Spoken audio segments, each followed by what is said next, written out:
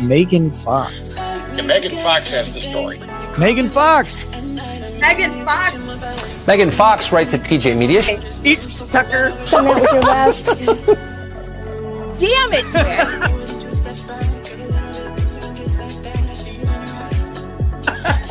I cried for 2 days. Megan, thank you very much for that. So, I can explain the bed thing.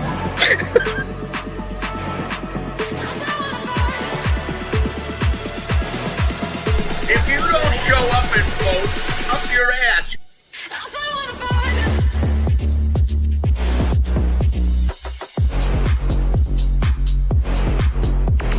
I don't care if you're in the hospital. Crawl to the stake. Crawl there. It's like Jesus going into the temple. He's like, I got a whip. Get out! Get out! The lovely and wonderful Megan Fox. Not that one. Not that one. Not the weird one that drinks blood in his toe thumb.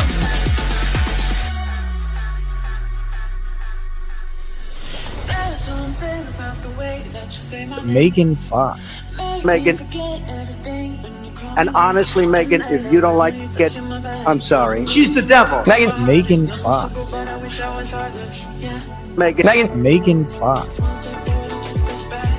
I've been very nice to you, although I could probably maybe not be based on the way you have treated me, but I wouldn't do that. You've never met a like me. You want to tangle? You want to go? Holy sh! Too much cussing on this. I guess we didn't bleep it, so we got to turn it off. But it's You pissed off the wrong woman. oh my God, I have been assaulted, but Megan Fox runs wild on you, brother. She's the devil.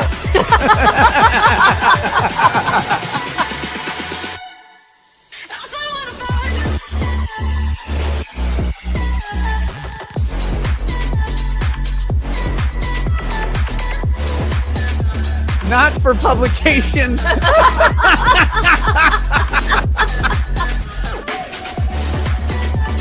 The story. I'm Megan. Megan. Megan Fox. Thank you. Cheers.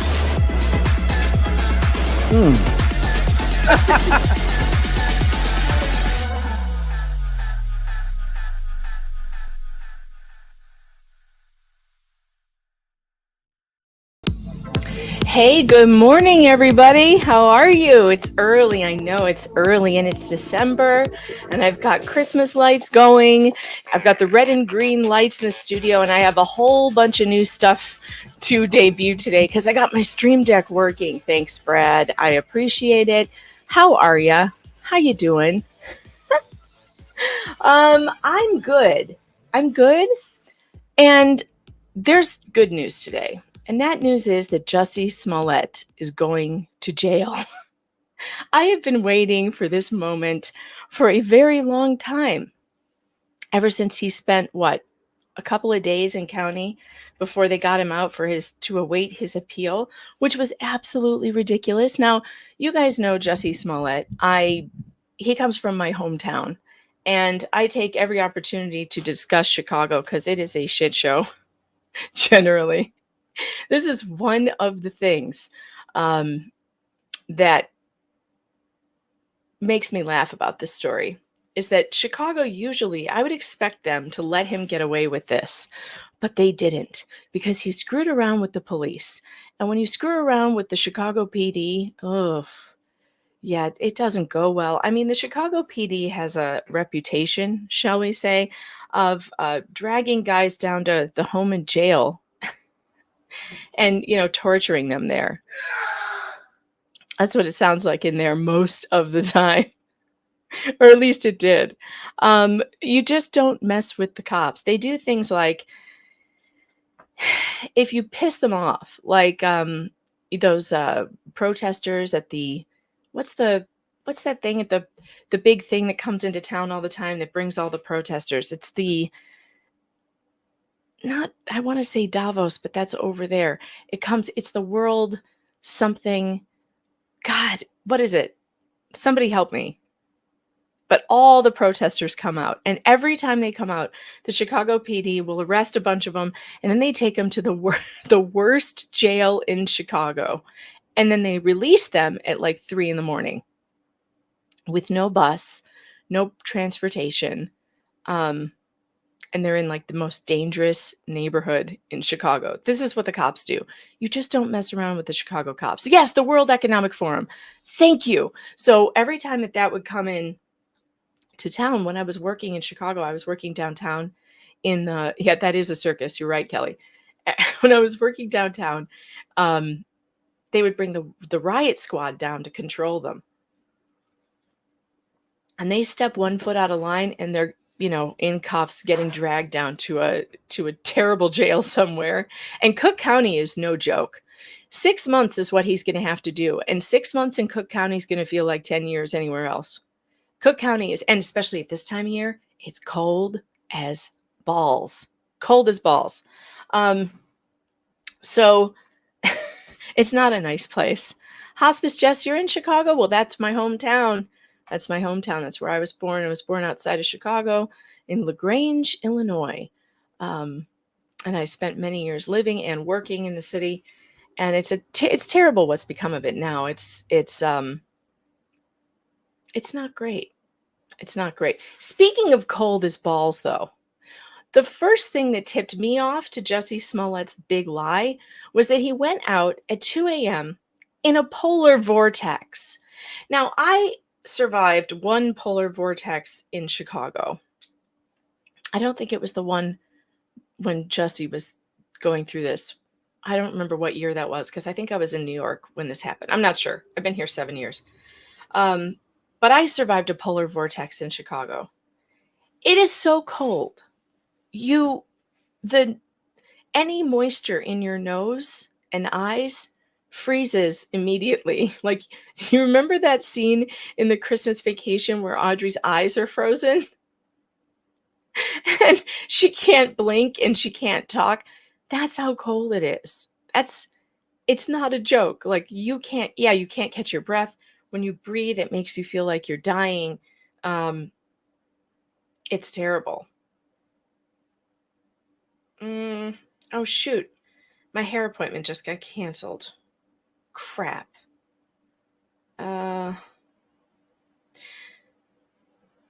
I was going to get, the reason I'm streaming so early this morning is because I'm going to get my grays covered up. I mean, they're looking pretty grim. Pretty grim. You can't tell in this lighting so much, but I need to go get my grays done. And my appointment just got canceled, and that's why I'm streaming so early. That's okay. I'll go to the gym instead. I'm standing today because I'm trying to relieve the pressure on my neck, keep my head back so that my neck will heal because it's really in a bad flare up right now. All right. YouTube says there's a super chat for $6, but I can't see it. I don't know what's going on with YouTube today. So whoever sent that, thank you very much. I appreciate it. I'm sorry I don't see the message. YouTube's acting weird today. Mishmash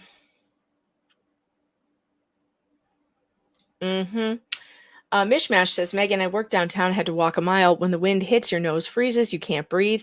I hate the cold in the city. And in Chicago in particular, it's very windy. It is incredibly windy. You can turn a corner and be in a gale that no matter what coat you wear, it just comes up and under the coat. It's incredible how cold it is there. When if there's a polar vortex, there's no chance you're going out at 2 a.m. for Subway. You'd rather not eat. So that was the first thing that tipped me off to his lie, his big lie. Bad Weather Biker, thanks to the super chat, says, good morning, Fox Files. Megan, have a great day. Thank you. You too. So is the poll is working for some people, but for some people it's all white. I don't know. It says, I'll tell you what it says. Jussie's post-jail career will be flipping burgers, social media influencer, or professional activist. Right now, flipping burgers is winning. I don't see him ever doing that, though. I think he's going to try to become a professional activist for all the falsely accused people in the world. This guy is in denial. He is in such denial. It's hard to believe. All right, let's get over the first thing I have to share with you. Oh, which is where? What did I do with it? Oh, yeah. It's on Twitter. which I will never call X, by the way. It's just not going to happen. Stop trying to make X happen, Elon. Go fuck yourself. But go fuck yourself. All right, okay. I'm still not calling it X. I'm not doing it. All right, let's get this open and see what we have here. All right, this is a clip somebody put. Another loss in court for Jussie Smollett today. This Can you time, hear judge is it? rejecting his appeal of a conviction for faking a racist and homophobic attack in 2019. Special prosecutor Dan Webb says he took on the pro bono case in hopes of restoring the public's faith in the Cook County justice system. I was very confident going to the Illinois Appellate Court. I did not think that Smollett's issues that they raised on appeal had any merit. Now, I want to break. This is so funny. I had never seen this clip before, you guys, ever. I laughed so hard when I saw this. I had no idea the Ascendero brothers, the two Nigerian dudes who Jussie paid by check, by the way, by check. God, who doesn't use cash when they're trying to set up a fake hate crime? How dumb is this guy? This is a low IQ person. I mean, just the dumbest. So dumb. Anyway, he paid these two by check, and they did a reenactment for Fox Nation. And this is so funny. You're going to fall out of your chair. So don't be drinking anything when I play this. Because it was cold as balls. So I saw him out the corner of my eye, and I was like, okay, that's him. Let's go. As I was crossing the intersection, I heard Empire. And I don't answer to Empire. My name ain't Empire. And I didn't answer. I kept walking, and then I heard Empire. You gotta go get this Empire. Yeah, that's him. That's him. Is that him? That's that neck. That's that neck. Yeah. Look at the way the guy on the right is walking. I can't. He's all. I can't even. Get that neck. Oh, he's moving fast. Come on, let's get him. Get that neck. Let's get him. As we crossed the street, we said, hey, to get his attention. Hey, Nick. Hey. So I turned around and I said, did you just say to me? And I see the attacker masked. Turned around, looked at us. God, I can't believe they got these guys to do this. Honest to God, I cannot believe it. Oh, Flux, you're in the chat. I forgot to send the link for you guys if anybody wants to get in here. Hold on. I know Jeff's doing Maritime Monday, so he won't be able to be here. But I invited a few other people in case they want to watch this because, oh my God, it's so funny. He said, this MAGA country. And that's when we started yelling the famous slurs he wanted us to yell. Hey, aren't you that Empire? Empire fat Nick. It's MAGA. The country. Punches me right in the face. First he wanted us to yell. Hey, aren't you that Empire? Empire fat Nick. It's MAGA country. Punches me right in the face. So I punched his ass. Okay. So the second thing that tipped me off as a Chicagoan, as a born and raised in Illinois, in Cook County, by the way, I've been a Cook County born and raised my whole life. When I heard him say that they said this is MAGA country in downtown Chicago, I was like, bullshit. Bullshit. Were you not here for the Trump rally where a bunch of Trump supporters got beat to shit by Antifa and stuff? Like, they couldn't even get to their cars. Chicago is Democrat through and through. Blue as blue can be. You have to leave the county to find Republicans, and even then, they're not that great. I mean, the people are nice, but the politicians are shit. They're all like Democrat light. So, it's not anywhere near MAGA country. No, this is MAGA country. Who came up with that? Why didn't he plan this when he was traveling in Oklahoma or something? Then maybe we would have believed it. And then he said, what did you say to me? And then that's when I threw the first punch at him. And then we started tussling. It was very icy. And we ended up tussling by the stairs. Fighting. I held the blow because I didn't want to hurt him, of course. So I made it look real, but I held it. Then we started tussling, moving around, and then I threw him to the ground. He wanted it to look like he fought back.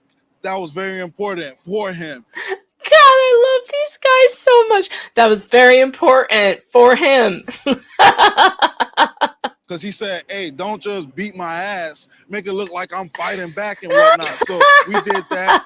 And then I threw him to the ground. Oh my God. You are fake news. I have a lot of buttons today. Please excuse me. I'm going to be playing with the buttons because there's just so many of them that are so funny. But my God, I love that mashup, by the way. That's super fun. Super fun. I'd never seen that Osendero thing. I can't believe I had not seen the reenactment. Ike Evanaris, thanks for the super chat, says, I sent the redacted super chat, but I realized I said something that could get you into trouble with YouTube. Oh, that's why I didn't see it. Glad you're covering this. Hope Jussie Smollett enjoys his stay at the Cook County Hotel. Hashtag MAGA country. He's not going to enjoy it. Cook County is rough. JL, thanks to the super chat, says, this is the hard shit that makes me hate lefties. Well, let's not hate anybody. However, he's getting what he deserves. And we need to say a big thank you to the Chicago police for holding his feet to the fire for false police allegations. The people hardly ever get prosecuted for filing false police reports. Let's go over to the article that tells us exactly what he was charged with and exactly what has happened here. And then we're going to get into the appeal. I'm going to read it. Let's pull this up. Let's get over here. I like this one better. Okay, here we go. An appeals court upheld the disorderly conduct convictions Friday of actor Jussie Smollett, who was accused of staging a racist, homophobic attack against himself in 2019. I think we can make this bigger. How do we make this bigger? Control? Yeah, control. There we go. That's better. A racist, homophobic attack against himself in 2019. Colleen, I'm not sure why the poll is showing up white for some of you. Maybe try refreshing YouTube or closing it out and coming back in. The poll choices are flipping burgers. What's Jussie going to do post jail? Flipping burgers. It's social media influencer or professional activist. All right. Tussle sounds real. And then lying about it to Chicago police. Smollett, who appeared in the TV show Empire that nobody had ever heard of, challenged the role of a special prosecutor jury selection, evidence, and many other aspects of the case, but all were turned aside in a 2-1 opinion from the Illinois Appellate Court. God, I wish it had been unanimous, because that one dissenter is going to give him, he's trying to go to the Supreme Court now. Literally, the Supreme Court of Illinois. But that means, if he's going to appeal to the Supreme Court, but they don't have to take the case, and most likely they're going to be like, no, we don't want to hear you. The appellate court is good enough for you. I didn't read the dissent. Is it on the original appellate ruling, the opinion, or is the dissent separate? I don't know. I haven't been through the whole thing yet, so we'll find out when we read it. All right. A jury convicted. Authorities say he paid 2 men whom he knew from work on Empire. A jury convicted Smollett in 2021 on 5 felony counts of disorderly conduct, a charge that can be filed in Illinois when a person lies to the police. He now will have to finish a 150-day stint in jail that was part of his sentence. God, I hope they videotape him getting hauled in there. Criminal Met says, yes, we have huge billboards saying MAGA country all over Chicago. I just want to say a good morning to locals, meganfox.locals.com. How you doing over there, locals chat? That's where you're going to go to get all the good memes. I haven't seen any Jussie memes yet, but I'm sure we will be seeing them soon. Peachy Peaches in Local says it should be called Crook County. Well, I don't know if you know this, but that is its nickname. We've called it Crook County as long as I was alive.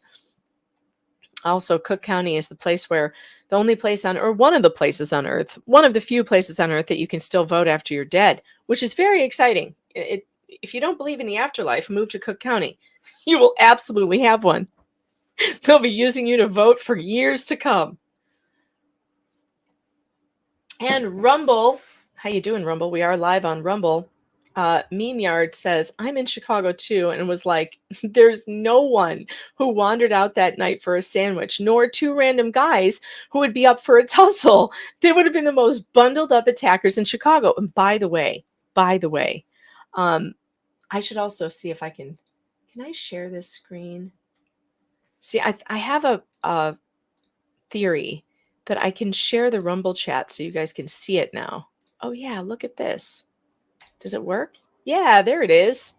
There's the Rumble chat. How are you, Rumble? Nice to see you over there. So anyway, in Chicago, what happens, the violence only gets bad when it gets warm.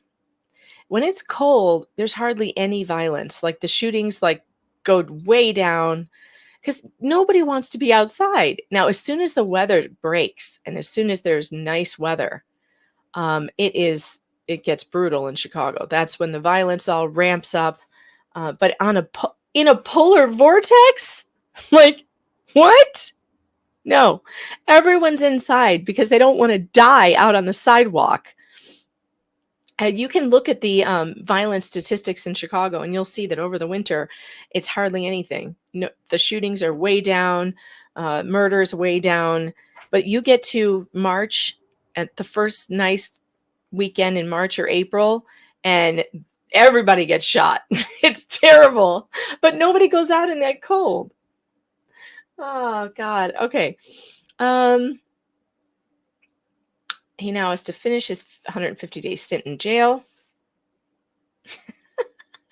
Riots prefer a spring timeline. Yes. Yes. They sure do. They sure do. In a statement, a spokesperson for Smollett said they plan to fight the decision. This is Megan Country. Welcome to Megan Country. Oh, and if any of you join the Fox Den and join a YouTube membership today, I have a special button just for you. So there's your motivation. I haven't been able to press it yet. I want to press the button bad. It's right here, and I really want to press it, but I can't yet because nobody's joined yet. But when someone joins, it's a new button. It's going to be fun. Dun, dun, dun, dun. In a statement, okay, we wish to highlight that the decision was divided, with Justice Fredrena Lyle? Fredrena? That's not a name. What is Fred? Oh, here we go. JL became a YouTube member. Welcome to the Fox Den. That's a fox, by the way. That's what they sound like. Isn't that terrible? They sound like women screaming. Welcome to the Fox Den Sunflower Day. Oh, God. Oh, did you like that? Was that funny? Or does that hurt your ears? What does the fox say? That's a fox, JL. That's. Have you never heard a fox?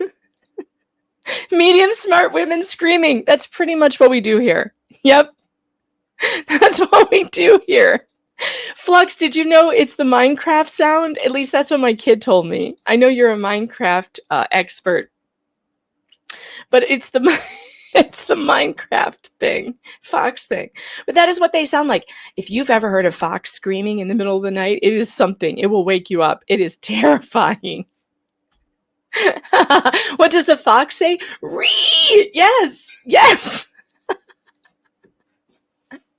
Yeah, they sound like babies or women screaming. One night I woke up and I heard the screaming outside. I thought a woman was getting murdered. And then I listened again, and I'm like, that can't be. We're in the middle of the country. No one's getting murdered here. And I listened again. I'm like, what is that? And then I went and looked it up. It's a fox. Foxes sound like reeditors. That's the noise that Jussie made fighting back. So funny. You knew that was Minecraft, Fox? Oh, okay, moving on. We're here at Justice Fredrenna Lyle. What a strange name. Offering a detailed analysis in favor of Smollett, we are preparing to escalate this matter to the Supreme Court, armed with a substantial body of evidence, the statement said. All they need to do is show that video of the Ascendero brothers reenacting it. What's terrifying, says Slightly Neurotic, is a sound of a panther will make you pee your pants. Well, what about a tiger? Because they sound pretty scary. You want to hear a tiger? That's pretty scary. I wish my last name was Tiger. That would be cooler, but it's Fox.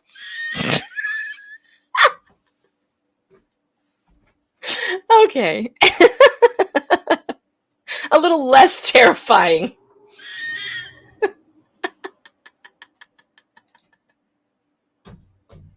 I'm sorry. I have new buttons. I said I was going to annoy you with them today, and I did not. I'm not lying. I am going to annoy you with the buttons. Wrong. Okay. Oh, boy. All right. A special prosecutor assigned to the case, Dan Webb, told NBC News in an interview hours after the court's decision that Smollett should finish his 150-day jail sentence. This is pretty much the end of the road for Mr. Smollett. Oh, if your last name is Wolf, they howl. That's even better. The howling is cool. The howling is definitely cool. The fox is less cool with their reeing.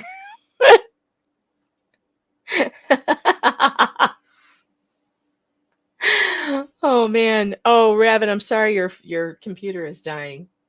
That's too bad. All right. Look up an elk.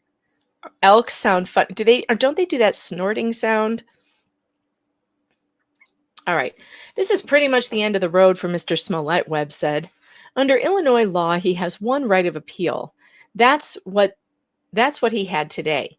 The Illinois Appellate Court denied all his issues. He can try to go up to the higher court, the Illinois Supreme Court. That's a discretionary appeal that would be determined if the Illinois Supreme Court wants to hear his issues. But if that doesn't happen, then he's hit the end of the road and he would shortly be in jail. Lawyers for Smollett, who is black and gay. No, NBC, stop it. Stop it. They did not just... Oh, my God. Nobody cares.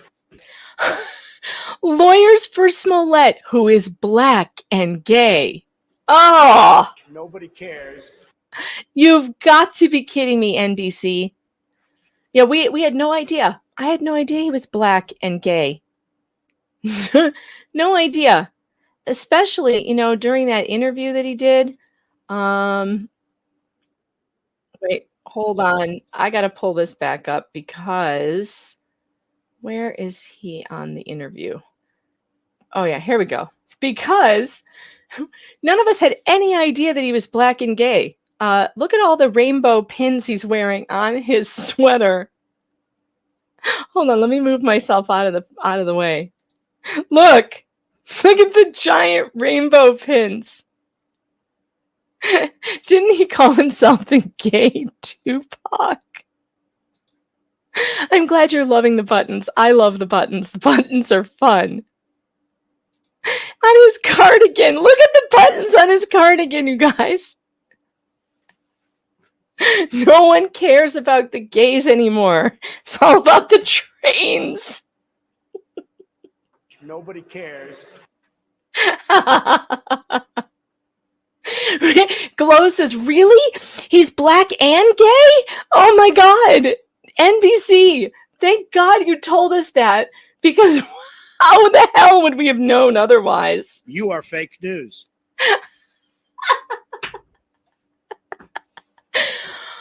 Oh, man. Chris Rollins says, and I'm a Southern medium gay man. What does a person's orientation have to do with their criminal behavior? Well, in this case, it had a lot to do with it because he was looking for sympathy for his gay status. He's a highly decorated gay. Oh, my God. I just want to say an extra shout out to the gays in my chat. Much love to you based gays in my chat. You are part of the 20% and also the 80% because we do have some lesbian women here as well who I love dearly. And I think you guys are the greatest because you know why? You don't make gay your personality. In fact, the other night we were reading that Reddit insult of me that said I was homophobic, and Chandler was on. And she mentioned something about, I hate being connected to them. And I was like, holy crap, I forgot you're one of them. And that's the thing about my friends who are on the rainbow. I never remember that they are because they don't make, that's not their personality. It's just a fact about them. It has nothing to do with who they are. They don't walk around with pins all over their sweaters. It is so attention seeking. It's so attention seeking. Yes. Higgle says, just an attention seeker. Who cares what his race and sexual choices are? Oh, man. Love the based gays. Yeah, based gays are the best gays. Generation X gays are usually the best gays. Robbie Bonham says, I'm a useless gay, so I never bring it up. You're not useless. We love you. You're here. You're not useless to us. You're being very useful because you're giving us something. You're giving us some comedy to laugh at. Yeah, he's gay. How many pieces of flair is this dude wearing? Can we count? 1, 2, 3, 4, at least 5 pieces of flair. Robbie says, I meant lazy. Well, are your thumbs lazy, though? Did you hit the like button? I hope you hit the like button, because even if you're laying down, lazing about all day with your gay self, you can still hit the like button. How are we doing on likes, by the way? I need to check the studio. How are we doing? Oh, 488 of you and only 100 and some likes. That is unacceptable, people. Unacceptable. It costs you nothing to hit the like button and help the algorithm. Now let's get that let's get that up there. Come on now. That's just wrong. Wrong. Get it up there.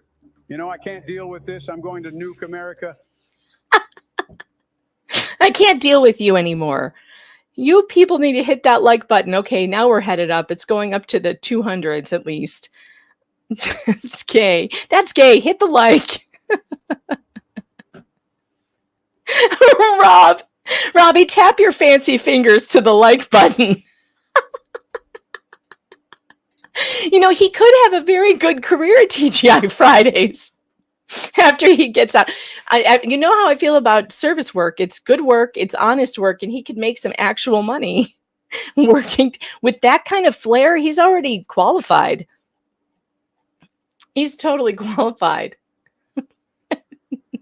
Tap the flare button.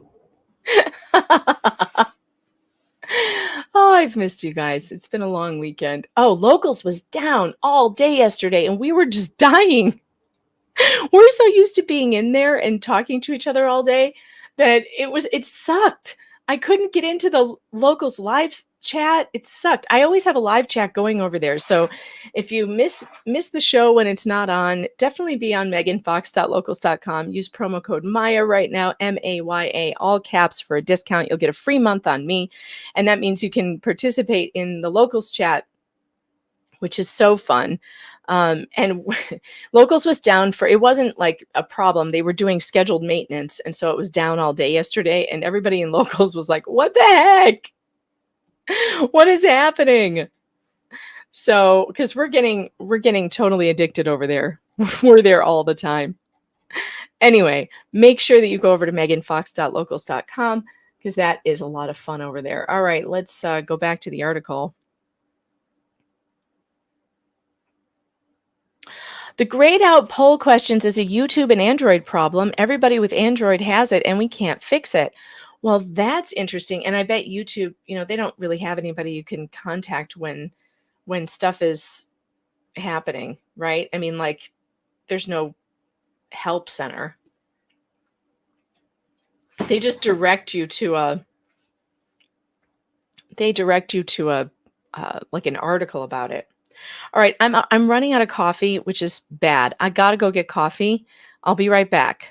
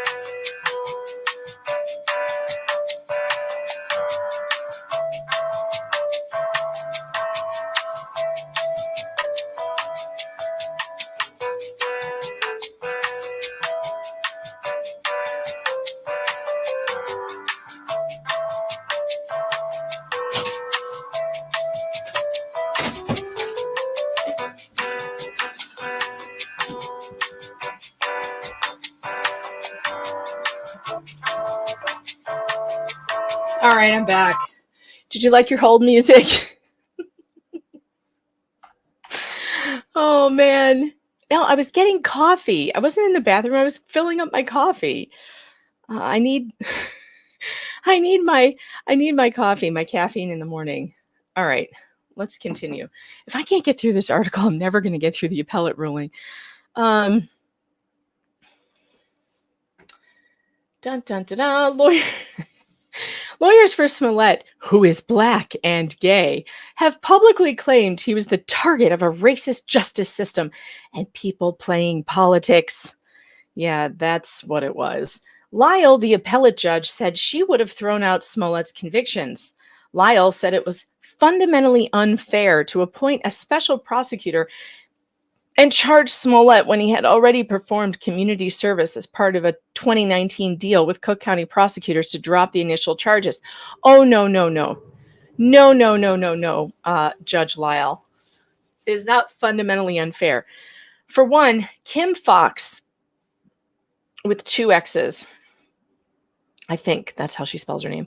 Kim Fox was the prosecutor at the time. She was a personal friend of Jussie Smollett. She was completely conflicted. She at first said she was recusing herself from the case, but then she gave it to somebody else in her office, and she was still involved. And like, she was the chief prosecutor. You can't do that. If the chief prosecutor is friends with the person that you're prosecuting, it has to go to another county. You can't just recuse yourself. So he got a sweetheart deal because he had connections that normal people, regular people like us, don't have. And Kim Fox played a whole lot of She was defending him. She was texting his family and stuff. Like, no. The reason why a special prosecutor was appointed in the first place was because of the terrible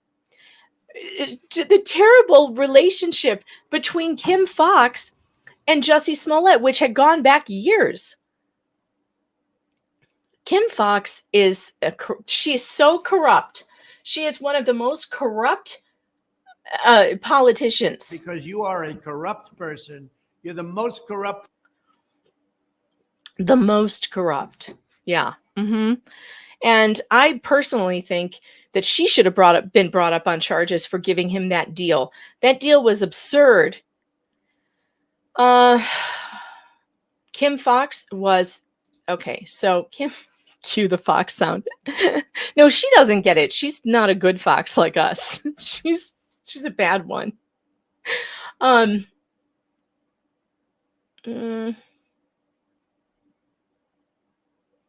Yeah, the whole office should have been recused. Kim Foxx was the chief prosecutor at the time. And I think, is she still there? She might be. She had a huge scandal, by the way. Other scandals, not just this one. She had several. I'm looking at a Newsweek article entitled Jussie Smollett Verdict, a Disaster for Kim Foxx, Prosecutor Who Let Him Off the Hook. Nearly 3 years after dropping all charges against Empire actor, Cook County State's Attorney Kim Foxx faced heavy criticism Thursday after Smollett was found guilty of staging a racist and homophobic attack. So yeah, she got in trouble for that, but she also got in trouble for some other stuff. Let's see. The New York Post reports that she's also a husband abuser. So Kim Foxx's husband calls 911 on her, claims she slapped him in an alleged domestic dispute. So she's an alleged domestic violence perpetrator as well. WGN got the police records, so they were called to her house. She's been interesting. I don't know if she's still there. It says she won't seek re-election as Cook County State's Attorney, and that was an article of April in 2023.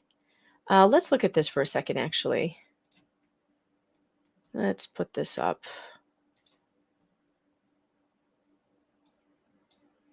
The years. Today, as she announced, Fox has faced a constant barrage of criticism for her progressive policies on public safety over the years. Today, as she announced plans to leave the job in 2024. Oh, yeah. She was also choosing not to prosecute violent crimes and stuff, based on the bail reform things. And like crime is just skyrocketing in Chicago, and she's playing favorites and stuff. She fired back. It was an emotional day for Cook County State's Attorney Kim Foxx, greeting supporters at the City Club as she prepared to announce that she would not be running for re-election. I don't know why the video froze, but you can still hear the audio, right? Election in 2024. I will not be on next year's ballot by my choice. Because you couldn't get reelected dog catcher. That's why. I do this decision. I didn't take it lightly. Fox, who came with a prepared speech, did not use it, but in a fiery delivery, she went after critics who often blamed her progressive policies for a rise in violent crime, noting that after she took office in 2016, it decreased 3 years in a row. To suggest she's so butthurt that this administration is somehow responsible for a rise in violent crime is disingenuous at best and a lie. Former House Republican leader Jim Durkin, who was in the audience, one of the targets of that criticism. Her legacy is not going to be very good. It is going to be one in which, from my perspective, that the rights of defendants were placed above victims. Fox says Durkin has been there a long time, too. Whoever just said 2 terms is enough for anybody. Larry, you're absolutely right. That applies to the Republicans, too. Jim Durkin is useless in Illinois. I mean, I lived in Illinois most of my life. And what Republicans have done there, it's like they might as well have done nothing. You can't see any evidence of them doing anything except getting on TV occasionally to say that the Democrats are really bad. But they don't win elections, and they don't create good policies because they are never in power. And yet the same people are there. Jim Durkin's been there for freaking ever. As long as I can remember, Jim Durkin's been in office. Where are term limits? Jeez, it's annoying. We need term limits. Because you are a corrupt person. You're the most corrupt. Term limits for everyone, because it's all shit. All right, keep playing. She was proud of her efforts to help bring about bail reform and to get justice for those wronged by the criminal justice system. She acknowledged 5 individuals in the audience that her office had helped as a way to go after those who criticized her handling of the Jussie Smollett case, Fox seeming to look at the media in the back of the room as she repeatedly said, "But you want to ask me about Jussie?" Fox said she came into office with a mandate and viewed her job as a minister of justice. I leave now with my head held high, with my heart full, knowing. God, she's insufferable, isn't she? She's just insufferable. Quiet, quiet, quiet. That better days are ahead. Wrong. While this announcement comes as a surprise to some, there had been talks in Democratic circles. All right. Let's see. What is he going to say? For the last year that Fox would not run again, and her virtually non-existent fundraising efforts during that time would seem to bear that out. Fox did not mention what her future plans are, but it's going to be. All right. Hang on. Let's stop this. Let's go. Tanya and Terrell, that car. Okay. Let's go back over to this. Somebody asked me a question I wanted to answer. Let's see, where was it? I didn't star it. Dollar store Michelle Obama. That's funny. It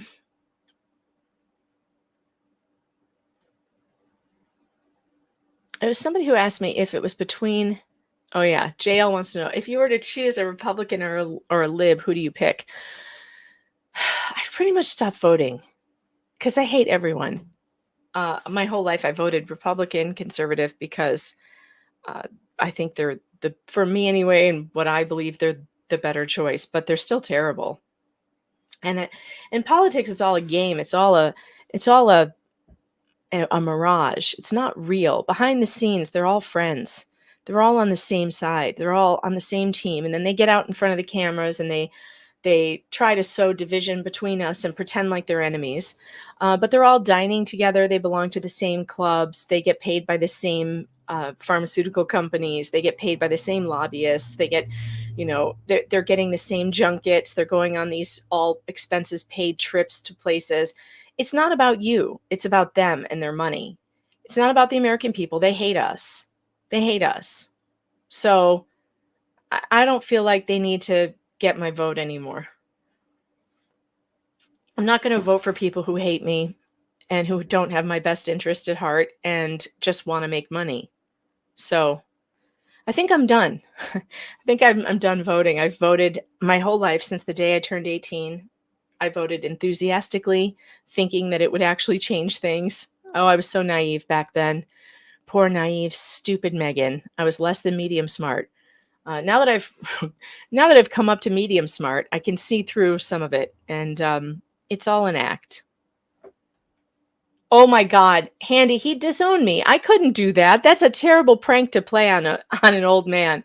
Handy says you should call your dad and tell him you voted Dem and record his reaction. Yeah, he would. I would not. I'd be uninvited to things. All right. Yeah, I'm of the opinion that local politics matters a lot more than national politics. School boards, town councils, those are the places that make the most impact on your everyday life. So if you want to make your community better, or you see it going in the wrong direction, those are the things you can do. You can get on a library board, you can get on a school board, get on a town council, or just even go to those meetings and make your opinions known. Pay attention to what's going on. That's where the majority of the things that actually affect you happen. The stuff in Washington doesn't really affect anybody. It just doesn't. I mean, it does and it doesn't. They make laws that have trickle down effects, but if you have a strong town council that can kind of combat some of that stuff, you actually can. Because states have the right to make their own laws and policies. So, anywho.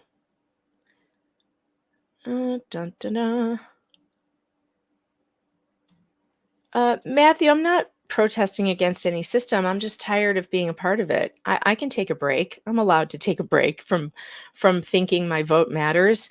And I've always lived in deep blue states, so my vote doesn't really matter. It never has. Yeah, back to Jussie. All right. She would have thrown it out. It was common sense that Smollett was bargaining for a complete resolution of the matter, not simply a temporary one, Lyle said. Webb said in the interview that Smollett needs to be held to the same standard as everyone else. The moral of this story is that there are not two systems of justice, one for the rich, famous, and movie stars, and for everybody else, Webb said. He faces the same system of justice as everybody else does. The moral of this story is that there are not two... All right, I already read that. He added that he respects Smollett's right to claim innocence, but said the actor received a fair trial. The evidence was overwhelming, Webb said. He was convicted of all of 5 out of 6 counts. Outa. Look at NBC. Look what they did. Instead of typing out of, they used outa. That's not a word. So they're interviewing a guy who's speaking, and he says he was convicted on all 5 out of 6 counts. Instead of writing out of 6 counts, they put outa there, trying to make him look stupid. He was sentenced to jail. He has had his day in court. Okay, let's get to the appellate ruling, shall we? I need to open it up. Actually, I don't have it open. Let's see. I'm getting pretty good at this Windows thing. I'm starting to remember how to do it. It's been many years, but it's kind of like riding a bike. All right, let's share this. This is the appellate ruling.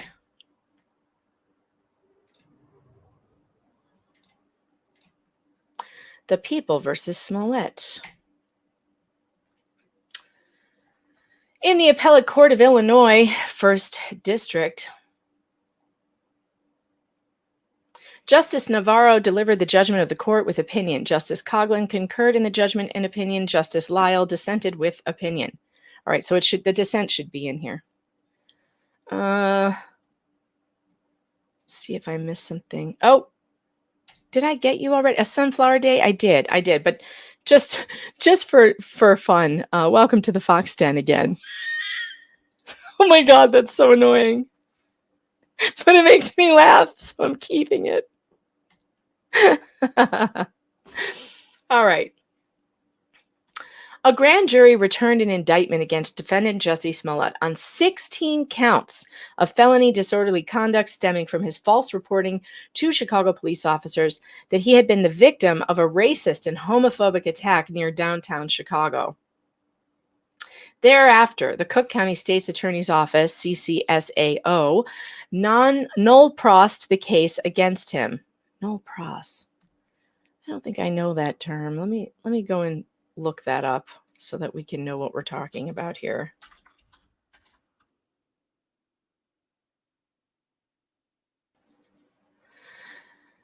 Also known as null prosequi or null prost is a Latin term that means unwilling to prosecute.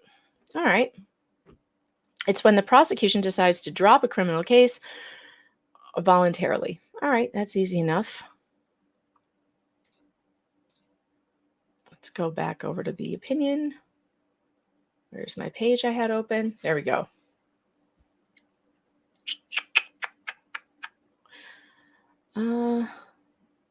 Thereafter, null pros the case against him. However, after the appointment of a special prosecutor, a special grand jury re-indicted Smollett on 6 counts of felony disorderly conduct based on similar allegations.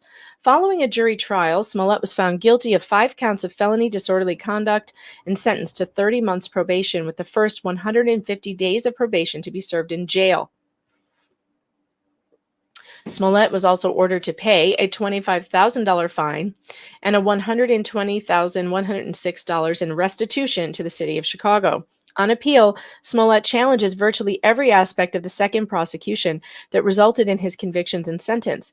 For the following reasons, we affirm Smollett's convictions and sentence. In February 2019, this is the background, the CCSAO filed a criminal complaint against Smollett for felony disorderly conduct. Smollett turned himself in to the Chicago police the next day and posted a $10,000 bond. Thereafter, a grand jury returned a true bill of indictment against him for felony disorderly conduct, and the CCSAO filed a 16-count indictment against him. The indictment alleged that Smollett falsely reported to Chicago police that he had been physically attacked by 2 men shouting racist and homophobic slurs. Smollett pled not guilty. On March 26, 2019, hold on a second. Oh, Nick Likes the Soup is finally in locals. Don't you have any good Jussie memes? Where's my memers in locals? I got no memes today. There's some good Jussie ones out there. You should post some. Look at me giving you work to do. All right, let's see. Man, I've got a bad allergy day. Hold on a second.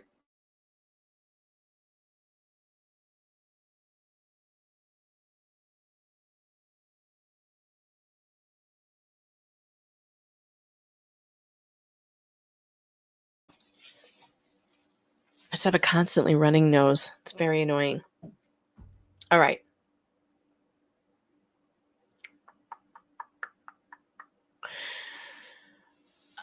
On March 26th, 2019, the state advanced Smollett's scheduled status hearing and presented an oral motion to null pros the charges against him. In court, an assistant state's attorney stated, after reviewing the facts and circumstances of the case, including Mr. Smollett's volunteer service in the community, and agree. Oh, you know what? I forgot. I should be using this because this is hilarious. New buttons, new buttons. New buttons. I have new buttons. After reviewing the facts and circumstances of the case, including Mr. Smollett's volunteer service in the community, an agreement to forfeit his bond to the city of Chicago, the state's motion in regards to the indictment is to null pros. We believe this outcome is a just disposition and appropriate resolution to this case.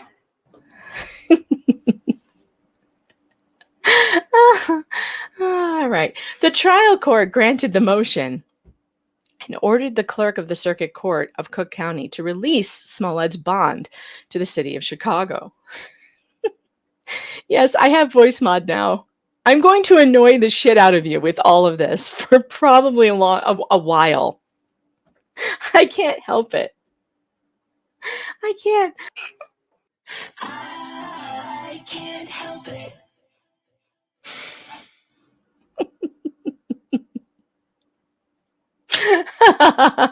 JL says no.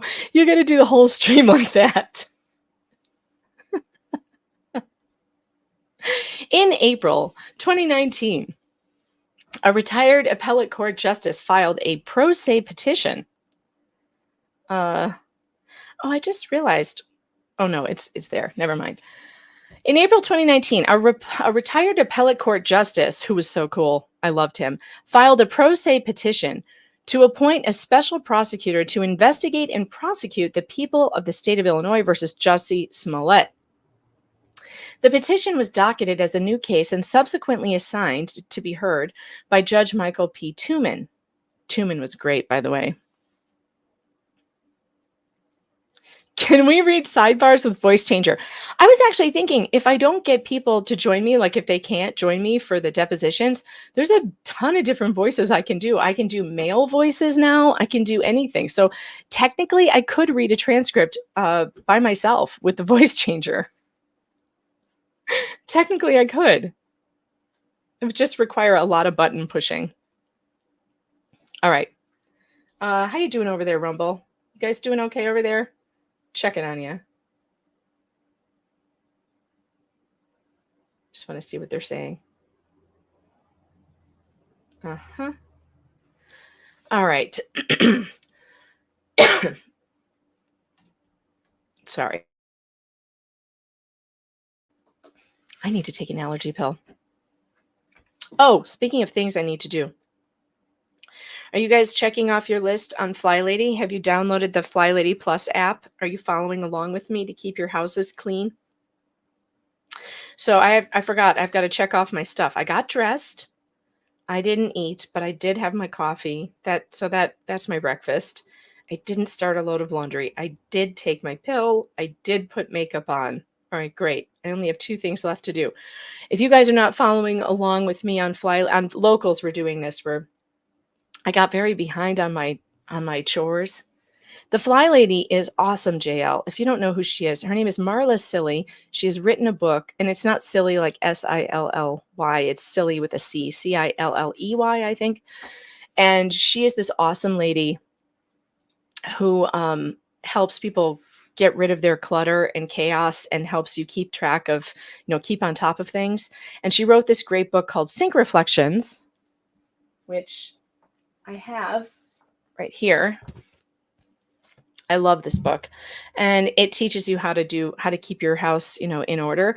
But she has this great app that I'm using, FlyLady Plus, and it just really helps keep you on task on what you should be doing all day to keep your house looking nice. My sink has been totally empty and shiny for like a week now.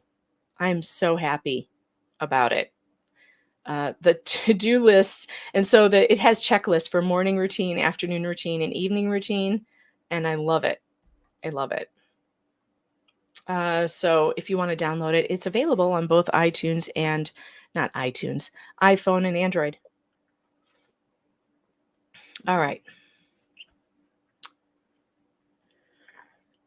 On June 21st, 2019, over the objection of the CCSAO, Judge Tuman ordered that a special prosecutor be appointed to conduct an independent investigation of the actions of any person or office involved in all aspects of the case entitled The People of the State of Illinois versus Jussie Smollett. And if reasonable grounds exist to prosecute Smollett in the interest of justice, the special prosecutor may take such action as may be appropriate to effectuate that result. Judge Tuman further found that the unprecedented irregularities identified in this case warrant the appointment of an independent counsel to restore the public's confidence in the integrity of our criminal justice system. By the way, a lot of people I've heard say, this is not usual appointing special prosecutors. I'm going to sneeze now. Hold on.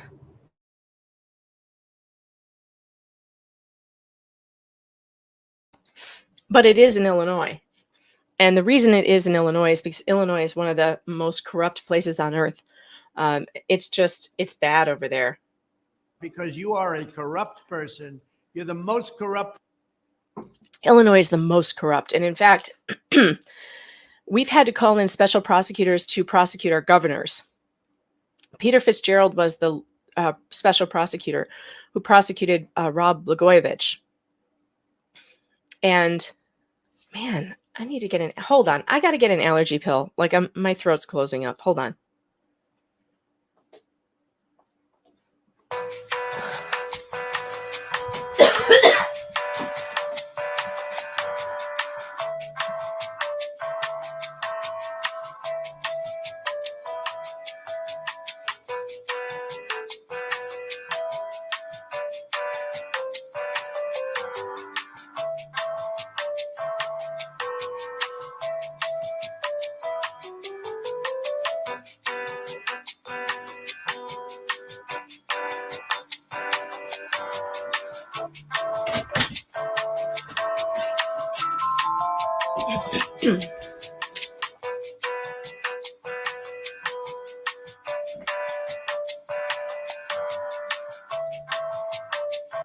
All right. You can hear me what? What? No, I can't mute. If I mute, then you can't hear the music. So if I turn the microphone, well, tell me this. Can you hear the music if I do this?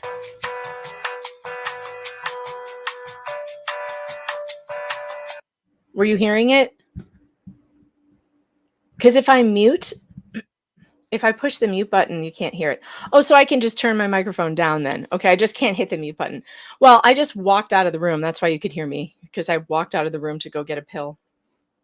I had to take an Allegra. All right, so that'll work, because if I mute, you can't hear it. All right, thank you for helping me figure that out.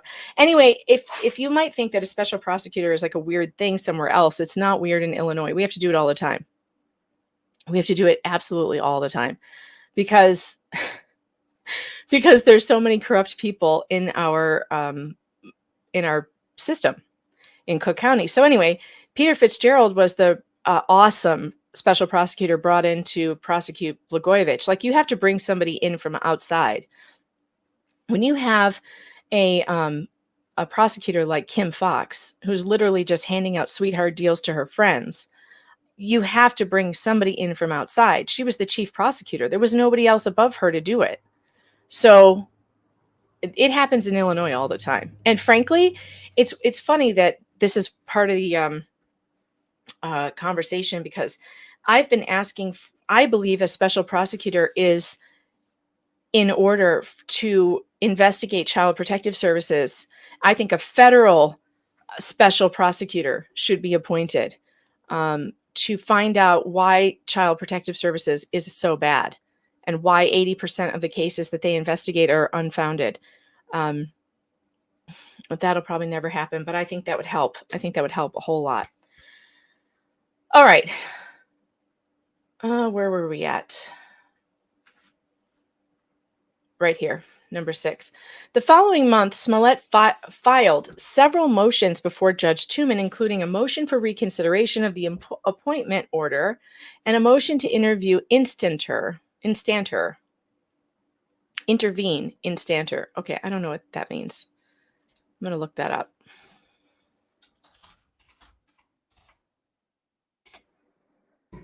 Intervene. Oh, it means immediately. Intervene immediately. Okay. Or right away. All right, good to know. We're learning things today. Thank God for Google. So he tried to intervene instanter. In denying Smollett's motion to intervene, Judge Tooman clarified that the order of June 21st only enables a special prosecutor to conduct an independent investigation, and re-prosecution is not ordered, but may occur only if additional considerations are met, i.e. reasonable grounds exist to re-prosecute Mr. Smollett, and it's in the interest of justice. Judge Tooman also emphasized that the June 21st appointment order was not an interim order. Smollett did not appeal the June 21st, 2019 order. That's probably going to be very important, that he did not appeal it. If you miss the opportunity to appeal, you don't get to go back and complain about it. Like, there are deadlines to these things. So if he didn't appeal that, oh, well, you're screwed. The appellate court's not going to be like, oh, well, you might have got that appeal, so we'll let you have it. Man, I wish I knew why I was having this attack right now. It should settle down in a minute because I took the Allegra.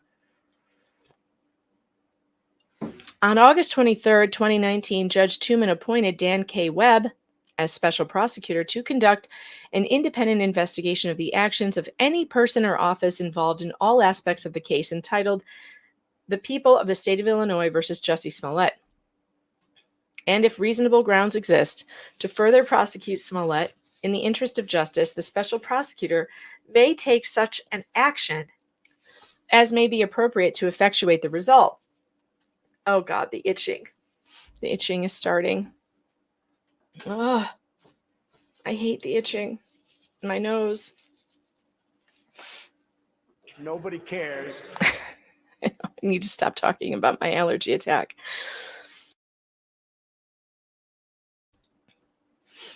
All right. Smollett did not appeal.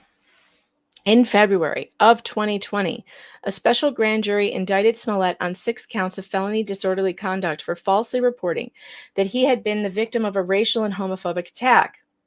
If I take a Benadryl, I'll pass out. I can't do that. No, everybody's saying nose spray. I do have nose spray. I didn't use it though because I just took an Allegra. It should be fine. Sarah says, "Hold up 2 fingers for an ambulance." I'm fine. I'm gonna be fine. It's just my throat is it's a little rough. All right.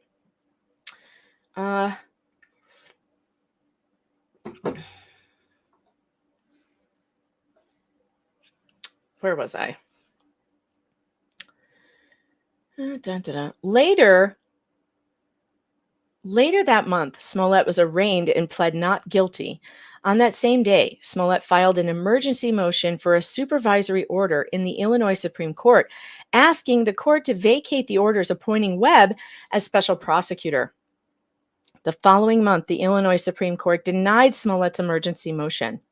Smollett then filed several motions in the trial court seeking the dismissal of the second indictment on various grounds, including the alleged violation of double jeopardy principles, challenging the validity of the special prosecutor's appointment, and asserting a violation of an agreement with the CCSAO to dismiss his original case, all of which were subsequently denied.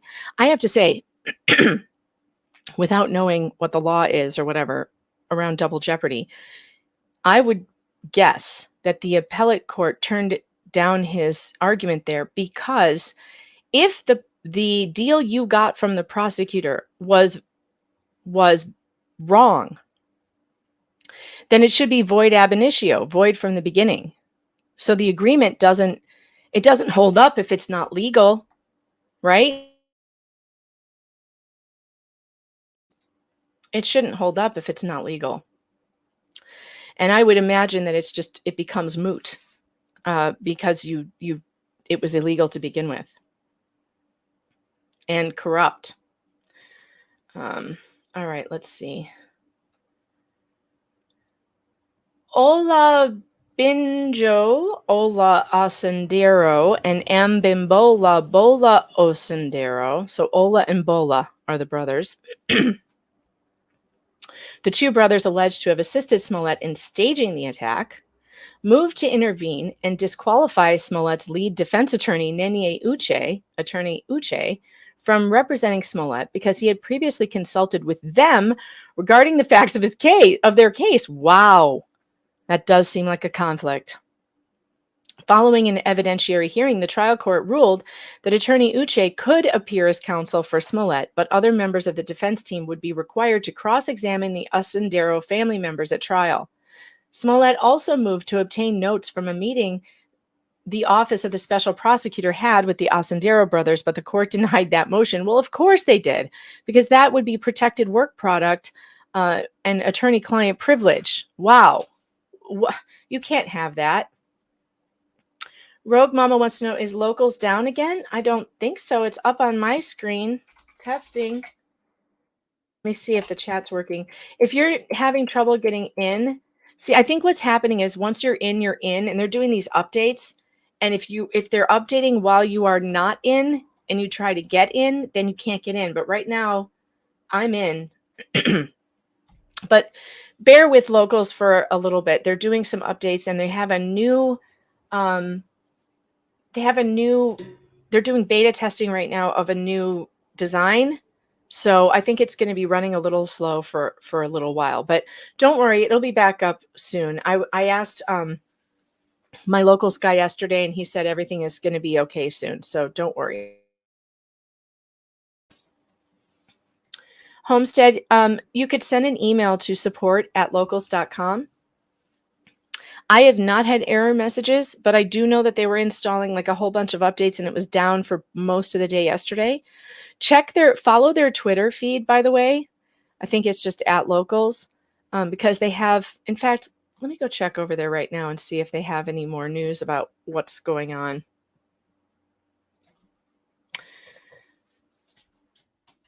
Yeah, I don't see as many of you in the chat as you normally are, and it's probably because of the updates. All right, so 2 hours ago, they posted update. Locals is undergoing scheduled maintenance.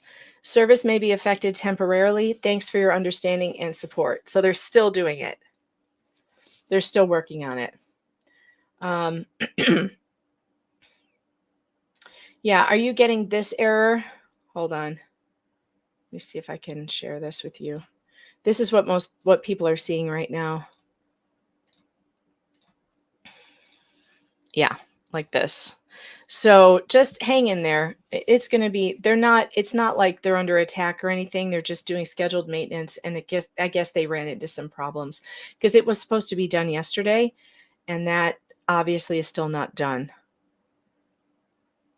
So, and maybe you should test on computer versus mobile. That might make a difference. I'm on the computer right now and it seems to be working fine.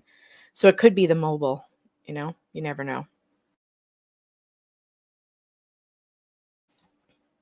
But Locals is great. We've been having so much fun there. Don't worry if you just joined. It's not always like this. All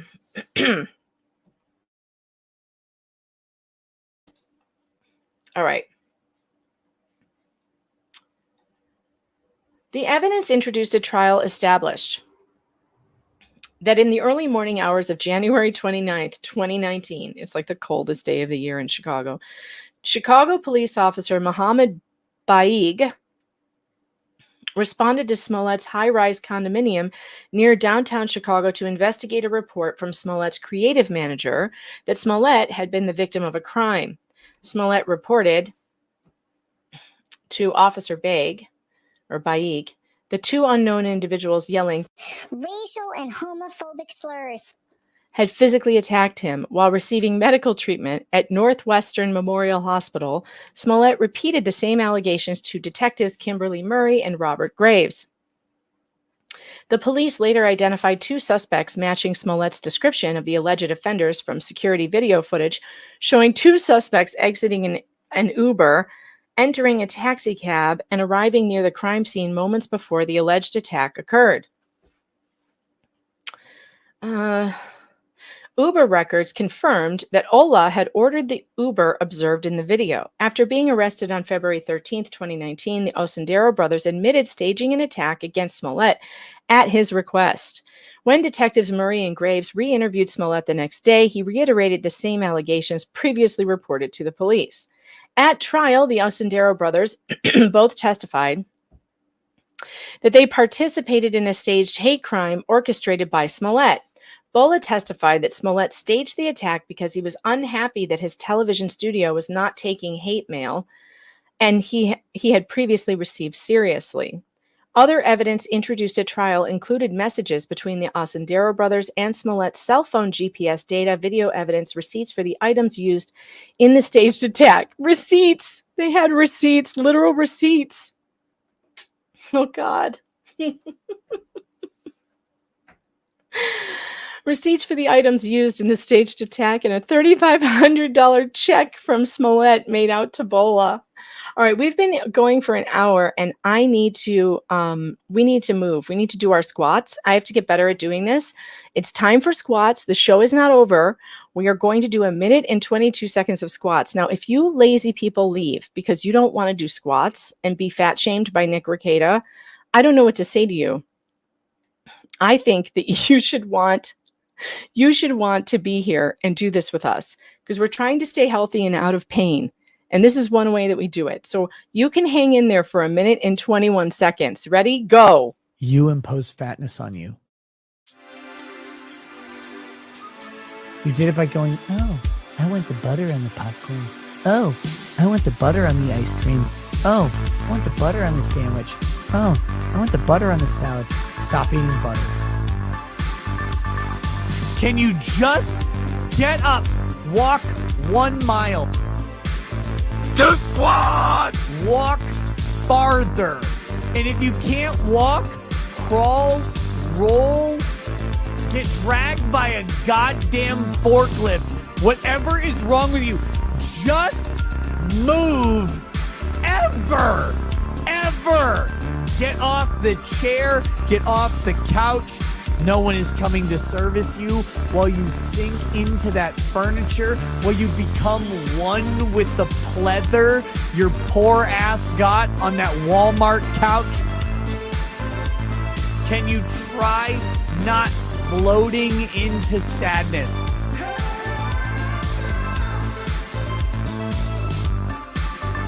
Stop eating, stop drinking, start walking, start doing anything that you haven't been doing, you fat piece of shit. All right. Did you do your squats? Look at how many of you left. 20 people left. You're so lazy. How can you not want to hear Nick Rekieta fat shame you? It's fantastic. It's, you know what? I need some Rackets sound effects. I need Rackets buttons. I'm going to ask him to record some things for me. It'd be funny. Baby Squid started dancing. Aww. I apologize for the profanity.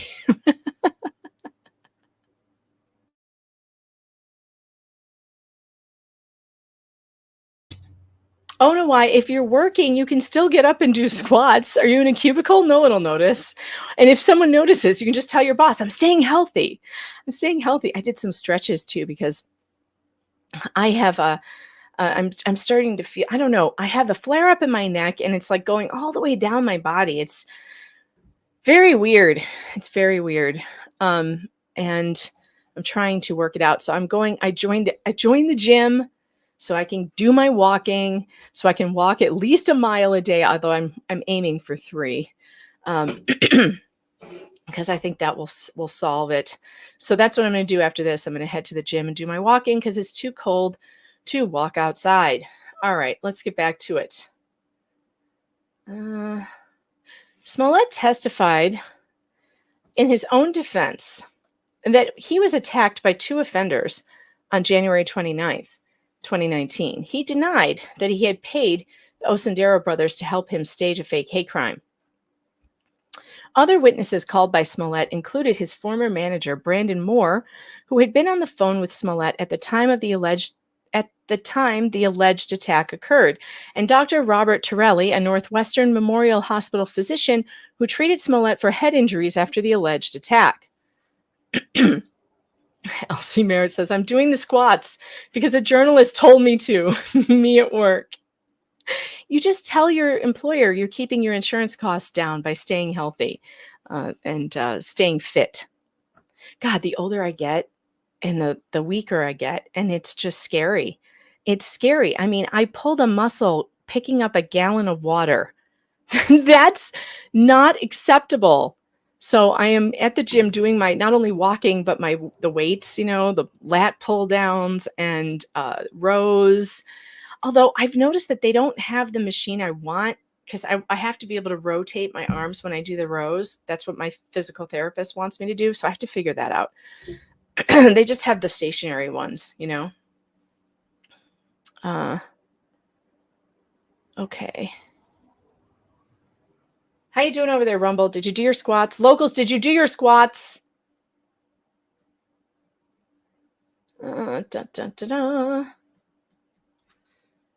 Okay. Yeah, YouTube polls are not working for Android. I don't know why. Use dumbbells to do rows? Maybe. Yeah, so my rubber band, my band that I have, like I'm scared it's going to come I'm scared if I use the door, it's going to come smack me in the face. Very, very scared about that. All right. I think the allergy attack is calming down a little bit. Okay. Smollett testified. Okay, I got that. The jury found Smollett guilty of 5 counts of felony disorderly conduct. After a sentencing hearing, the trial court sentenced him to 30 months probation, with the first 150 days of his sentence to be served in the Cook County Jail. He He was also ordered to pay a $25,000 fine and $120,106 in restitution to the city of Chicago. Oh, I've got to pull up an article that I wrote about the Cook County Jail and Jussie Smollett. Because I found some stuff out about the Cook County Jail that we need to that I need to tell you about. Hold on, let's see. Was it this one?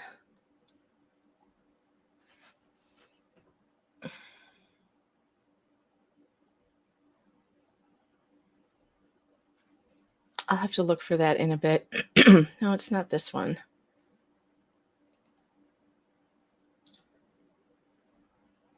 Sentence for, here we go. Here it is. Okay. All right, I want to bring this up because, here, I'll drop this in the chat too. This was a pretty good article. Clickety-click, people, clickety-click. Now, if you can't send Super Chats or Rumble Rants or Venmos or PayPals, you can, for nothing, clickety-click on the articles that I write on PJ Media, and that's absolutely free, but it helps me. It increases my paycheck when you click on it. So I appreciate that if you would do that. I'm going to drop it over on Rumble as well. And if you shared it, that would be fun too. I mean, this is an older article, but it's still relevant today. So, where is it? I wrote some stuff about Cook County Jail that was interesting because it's really a nasty place. It's a very nasty place. Oh, maybe this wasn't the one. Dang it. I wrote, because people were saying it wasn't enough time, that he didn't get enough sentenced to enough time. And I disagreed because, let me try a different search. I disagreed because Cook County Jail is the worst. It's one of the worst jails. Man, I can't find it. That sucks. All right, moving on. But it is one of the worst jails in the country. And so if just a week in there would be punishment enough. Oh, where's my... Here we go. Oh, that one, the article that I posted was about his sentencing. It's still a good article, but it wasn't about the county jail, which there was some crazy stuff I found about that. I'll have to look for it later, and I'll post it on Locals or somewhere. Smollett testified in his own defense. I got that. The jury found him guilty. Yep, we got that. Analysis. Okay, here we go. A, appointment of the special prosecutor. Smollett contends that statutory authority was lacking for the appointment of a special prosecutor. The appointment order was vague and overbroad. The appointment was not statutorily allowed, and the circuit court erred in denying defense counsel's motion for a substitution of judge. The OSP responds that this court lacks jurisdiction over these issues because they did not arise in the case currently on appeal. The petition seeking appointment of a special prosecutor was filed on April 5th, 2019. The case number assigned to that case was whatever. On June 21, 2019, Judge Tooman granted the petition to appoint a special counselor. Smollett did not appeal that order. Yeah, way to lose your window. Way to lose your window. On July 19th, Smollett moved to intervene in the case number whatever instanter, arguing that pursuant to section 2408 of the Code of Civil Procedure, he was a non-party directly affected by the proceedings. He also moved for reconsideration of the June 21st, 2019 order appointing a special prosecutor and for a substitution of judge. In denying Smollett's motion to intervene on July 31st, Judge Tooman stated that in the June 21st appointment order was not an interim order. Smollett's other motions were also denied. Smollett did not appeal those orders. Again, losing your window. Losing your window. And I mean, that pretty much means that maybe he didn't have the best counsel, but I don't think he would have won those appeals anyway. It doesn't matter. On August 23, 2019, Judge Tooman appointed Webb as the special prosecutor and ordered him to conduct an independent investigation of actions of any person or office involved in the original case. Judge Tooman also ordered Webb to further prosecute Smollett if there were reasonable grounds. Smollett did not appeal that order. Wow, what were his lawyers doing? Why didn't they appeal these orders? You lose your opportunity. Once it's gone, it's gone. On February 11th, 2020, the special grand jury returned an indictment against Smollett, charging him with 6 counts of felony disorderly conduct. Smollett was arraigned and pled not guilty. That same day, Smollett filed an emergency motion in the Illinois Supreme Court in case number seeking a supervisory order to vacate the June 21st, 2019 order appointing a special prosecutor and the August 23rd, 2019 order appointing Webb as the special prosecutor. The Illinois Supreme Court denied Smollett's emergency motion. So the Illinois Supreme Court has already denied him a few times. Kay says, new drinking game. Drink every time Jussie did not appeal. Yeah, that's a problem for you. It's a problem, Jussie. Like, how many times did he not appeal something he could have appealed? Joe Tato, that's a funny name. Joe Tato, I love that name, says Smollett is relying on the court of public opinion like it's a get out of jail free card. Yeah, he thought that the public was going to side with him and his all his gay flair, just because he's gay and black, that we should believe him. In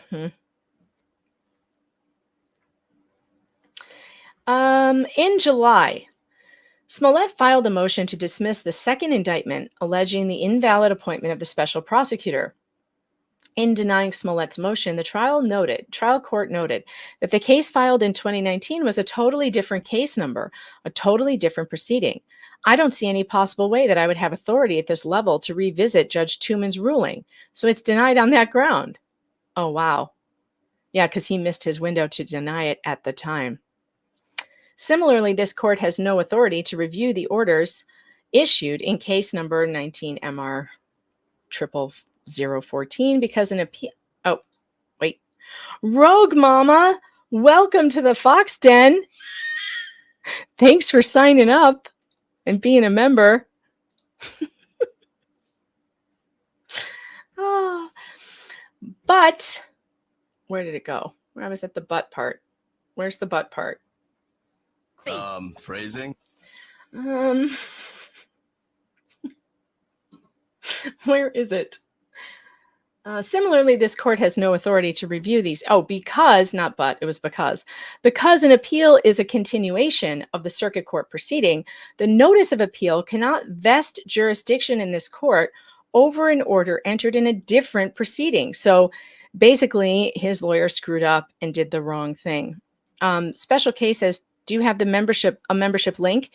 I don't know how it works. Ask the chat how it works. I think when you're on the channel, there should be somewhere to join YouTube membership. And one of these days soon, I'm going to do a members only stream because now we're over 50 members and it'll be a fun time. Well, maybe I'll broadcast it to both locals members and YouTube members. That'll be fun. Okay. Where? You think it sounds like an elk call? But it's not. It's a fox. It's a fox, I swear. Adam says, if he was gay, black, and trans, you got yourself a good and unicorn right there. Yeah, that's where he missed out. He should have gone trans, and then nobody would have been able to criticize him. So, right.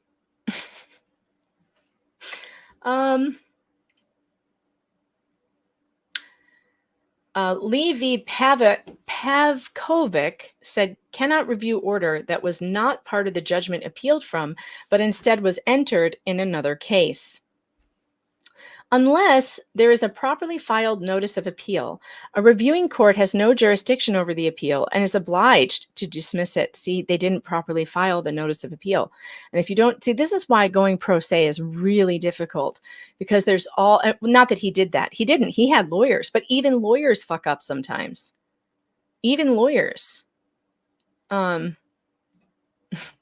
D. Delia says, ever heard two raccoons fighting at night? Nightmare fuel. Marloka, thanks for joining the Fox Den. Welcome. Thanks for being here. Okay, let's see.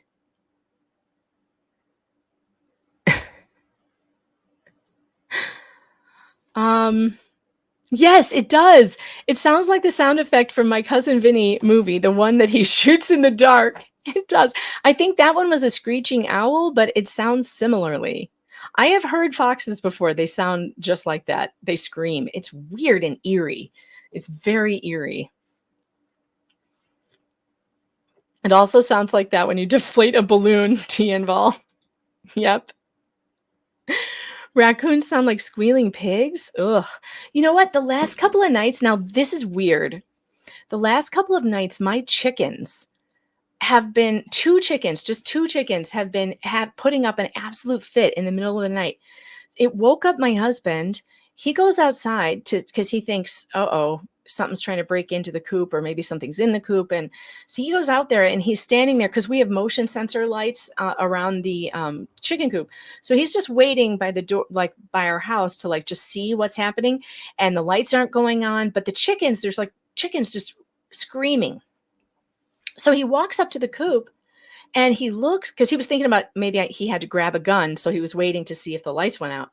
So none of the lights went on. So he goes up there and he looks in the coop, and some of my chickens roost outside in their run. They have like a roosting pole, and then some roost inside the coop.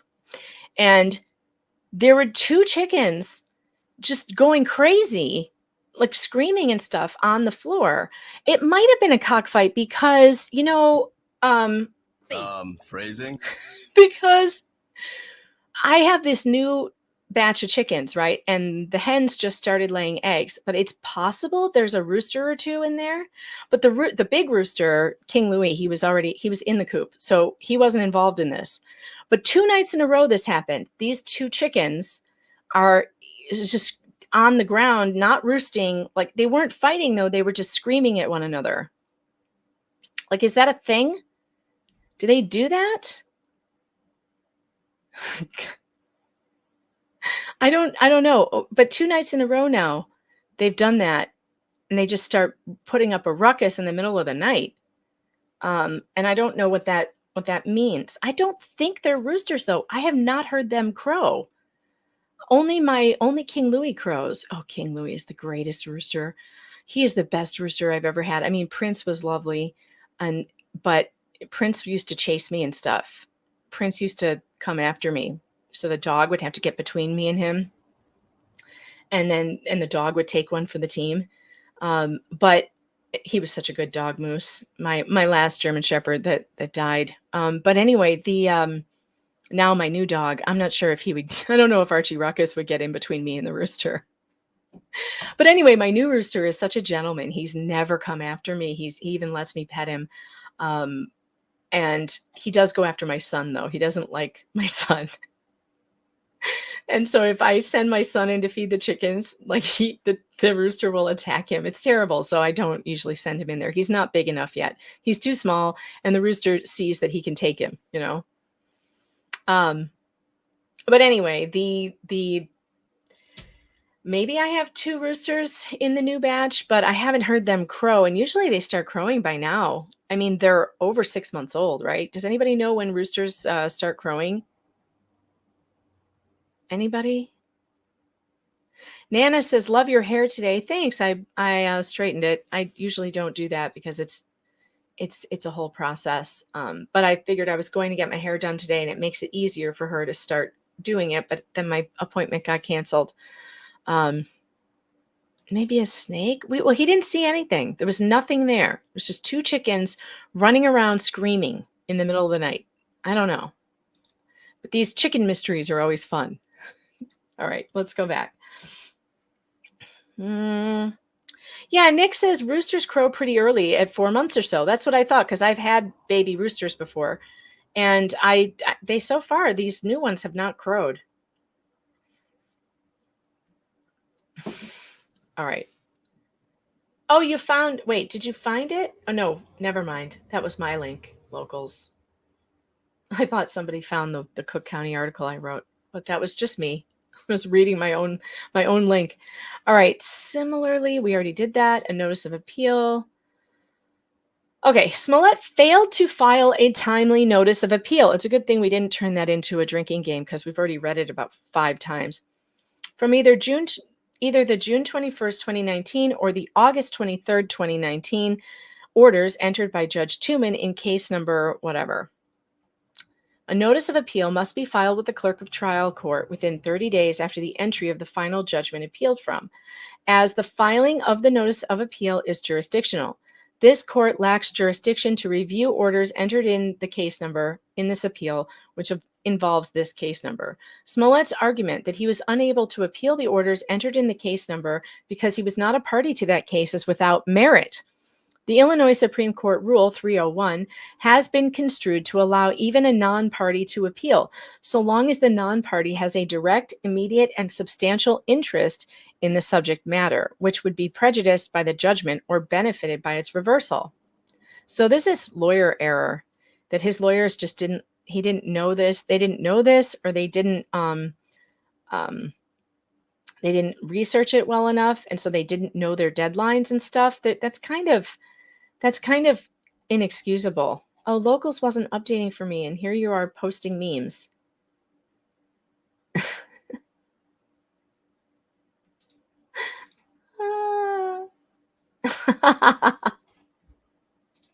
This is a good one.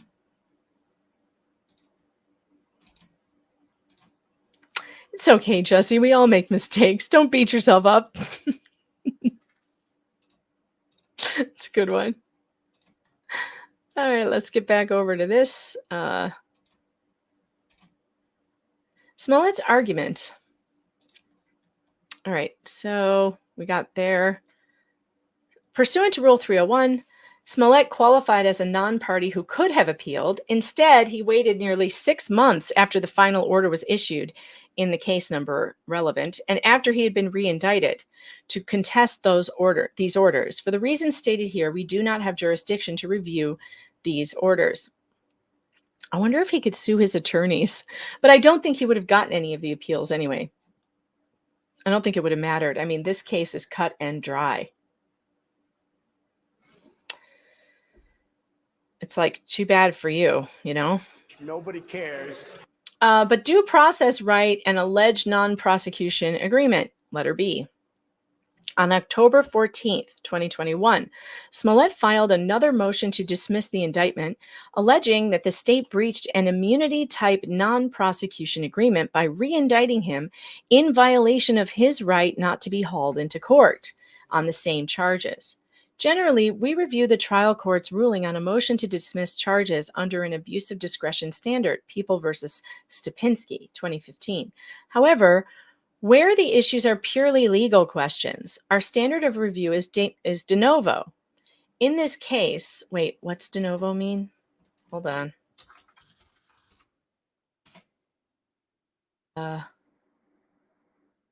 Over again. It's a do-over. De novo. Do-over. Okay.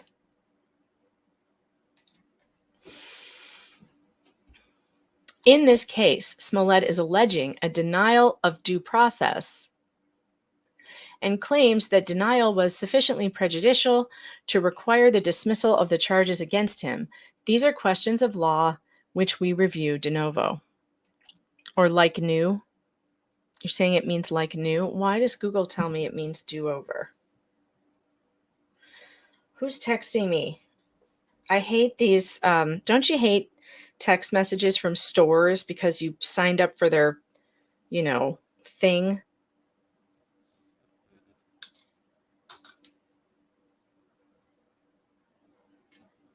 Oh, Dr. Corcoran. That's right. So tomorrow at 6 p.m. Eastern Standard Time, Dr. Corcoran is having his very first interview, by the way, with Nick Whitney. And he's going to be, hold on. He's going to be interviewing Nick Whitney tomorrow on his YouTube channel. Have you guys subscribed to Dr. Corcoran? If you haven't, you need to. Because that should be a really interesting interview with Maya Kowalski's plaintiff's attorney, Nick Whitney. And in fact, if I'm going to send Dr. Corcoran an invitation to pop in here and give you the heads up about what that's going to be about and what it entails, because he may want to stop in for a minute. So hold on, let me send him the invite, because I know a lot of you really like Dr. Corcoran, and he is, and I know I really like Dr. Corcoran, and he's doing really interesting things over there on his channel. He's talking about the medical system and how it can be made better, and taking your questions and all kinds of things that everybody wants to know after watching the Maya Kowalski case. Let's see, paste. All right, there we go. All right, so if he pops in here, we will do that. Oh yeah, let me share his YouTube channel for you guys.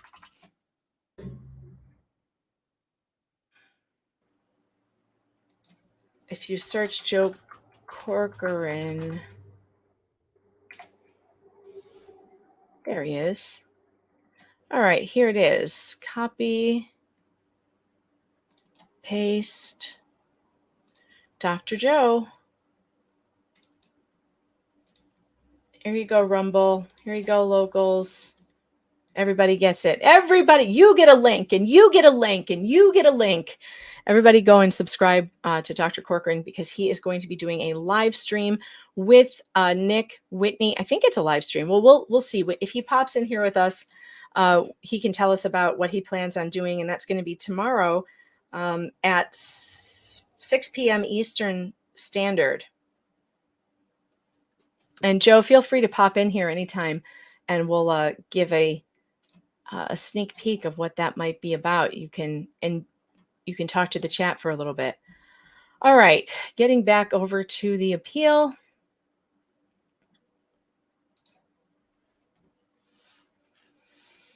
However, in this case, Smollett is alleging a denial of due process and claims that denial was sufficiently prejudicial to require the dismissal of the charges against him.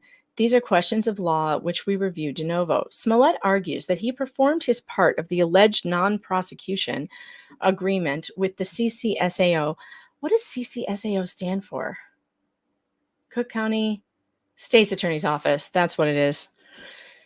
By performing community service and forfeiting his $10,000 bond. Oh, honey, you cost Chicago a whole lot more than $10,000. So yeah, that wasn't ever going to be okay. You way more money than $10,000. He asserts that the record is clear that the Cook County prosecutors had an intention and indeed an agreement to bargain away the state's ability to re-prosecute him in exchange for his $10,000 bail bond and his performance of community service. We disagree. The record does not establish that Smollett entered into a non-prosecution agreement with the CCSAO, in which the CCSAO agreed to forego further prosecution of him in exchange for his performance of community service and the forfeiture of his bond. On the contrary, the record clearly shows that on March 26th, the state's attorney's office stated in court that it had reviewed Smollett's volunteer service in the community and agreement to forfeit his bond to the city of Chicago. So they never even made him do community service. They had just said he gets credit for all the community service he did before. That's terrible. Wow. In making the state's motion to null pros, At oral argument, Smollett agreed that the only indication in the record of the agreement between him and the state's attorney's office is the transcript of the March 26, 2019 court proceeding. So they never put it in writing. She just, oh my God. So that's not even a legal agreement. It wasn't in writing. I didn't know that. That is something I just learned. Oh, wow. Wow. Makes it even more shady, Kim Fox. So you didn't order him to do any community service. You basically just said that he did community service over his life sometime, and then he can just, wow, which one of us would get that deal? Wow. Under well-established Illinois law, a nolle prosequi is not, or is prosequi? I don't know how to say that. I don't know how to pronounce Latin, unfortunately. Is not a final disposition of the case. Is it a qui or a key? I think it's qui. And will not bar another prosecution for the same offense. People v. Milka. The decision to nolle pros a charge lies within the discretion of the prosecutor, and a trial court may not deny the motion under normal circumstances. I think I like standing for these streams. I feel better standing. I don't think I'll be sitting much anymore. I'm going to try not to sit, because I think the sitting really triggers my neck problems. Yeah. I think the standing is better. All right. The decision, I read that. A nolle prosequi is not an acquittal, but it is like a non-suit or a discontinuance in a civil suit, and leaves the matter in the same condition in which it was before the commencement of the prosecution. Oops. Internal quotation marks omitted. If a nolle prosequi is entered before jeopardy attaches, am I saying that right? I feel like I'm not saying it right.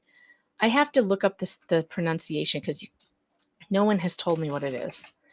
Nolle prosequi. I think it's qui, but I could be wrong. How do you pronounce this?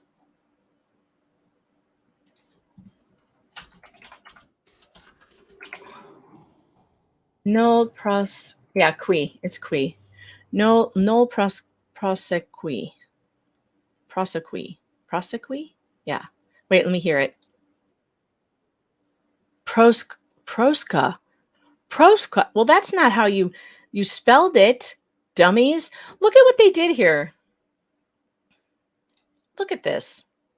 Look at Google. Look at Micro, or whatever this is, Edge. Look what they did here. Wait, can you see this? All right. Do you see right here? It's telling you how to say it right here. But it says KWI at the end. That's qui. Nolle prosequi. Nolle prosequi. Now listen to it. Nolle prosca. So which one is it? When they write it out, it's qui, but when they say it, it's nolle prosca. Nolle prosca. Nolle prosca? The hell? What? That's so bizarre. Oh, it has three audio. Hold on. It has 3 different pronunciations, apparently. Well, that's not confusing at all. Let's hear them. Nolle prosequi. Nolle prosequi. Nolle prosequi. Nolle prosequi. I like that one the best. Nolle prosequi. Nolle prosequi. Nolle prosequi. This is terrible. Dr. Joe Corcoran. Wait a minute, I'm on the wrong. How are you? I'm good, Megan. I don't have my earphones, so I That's hope okay. you can hear me well enough. I can hear you great. Did you take Latin in medical school? No. My son took 4 years of Latin, and he taught me a little bit, just enough so that I can attend the traditional Catholic masses and know what they're talking about. Well, I'm trying to figure out if the QUI is pronounced qui or ki or ka. It's qui. I thought it was qui too. Right. But yeah, I thought it was qui. No, one of the responses to the Kyrie is qui tolli pescata mundi. Oh yeah, right. Yeah. So I do know that.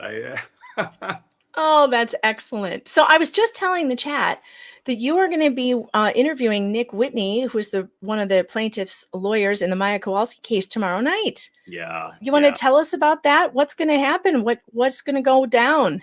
Yeah, so thanks very much for helping me get an audience. It doesn't take much to get an audience for Nick Whitney. He is well loved in this community, that's for sure. Yeah, he was really fun to watch. Really fun. You know, and as I shared with your audience when you interviewed me a couple weeks ago, he and Greg are just good people, and quite candidly, it was they were as big a reason as any as to why I did what I thought I would never do and acted as an expert witness. They're just great people who do things for the right reasons. So Nick agreed to be my first guest on my first live stream, and yes, I'm more than a little anxious in the fact that my camera has not arrived. Oh no, yeah, so, that's okay. The camera so that you're using right now is fine. It's very clear. My iPad,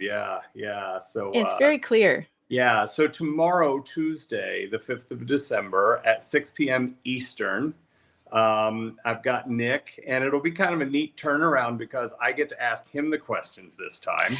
Yeah. And I can't tell you how many great questions the subscribers have offered. The advocates have come through, and I've got them all written down and trying to put them into some semblance of an order.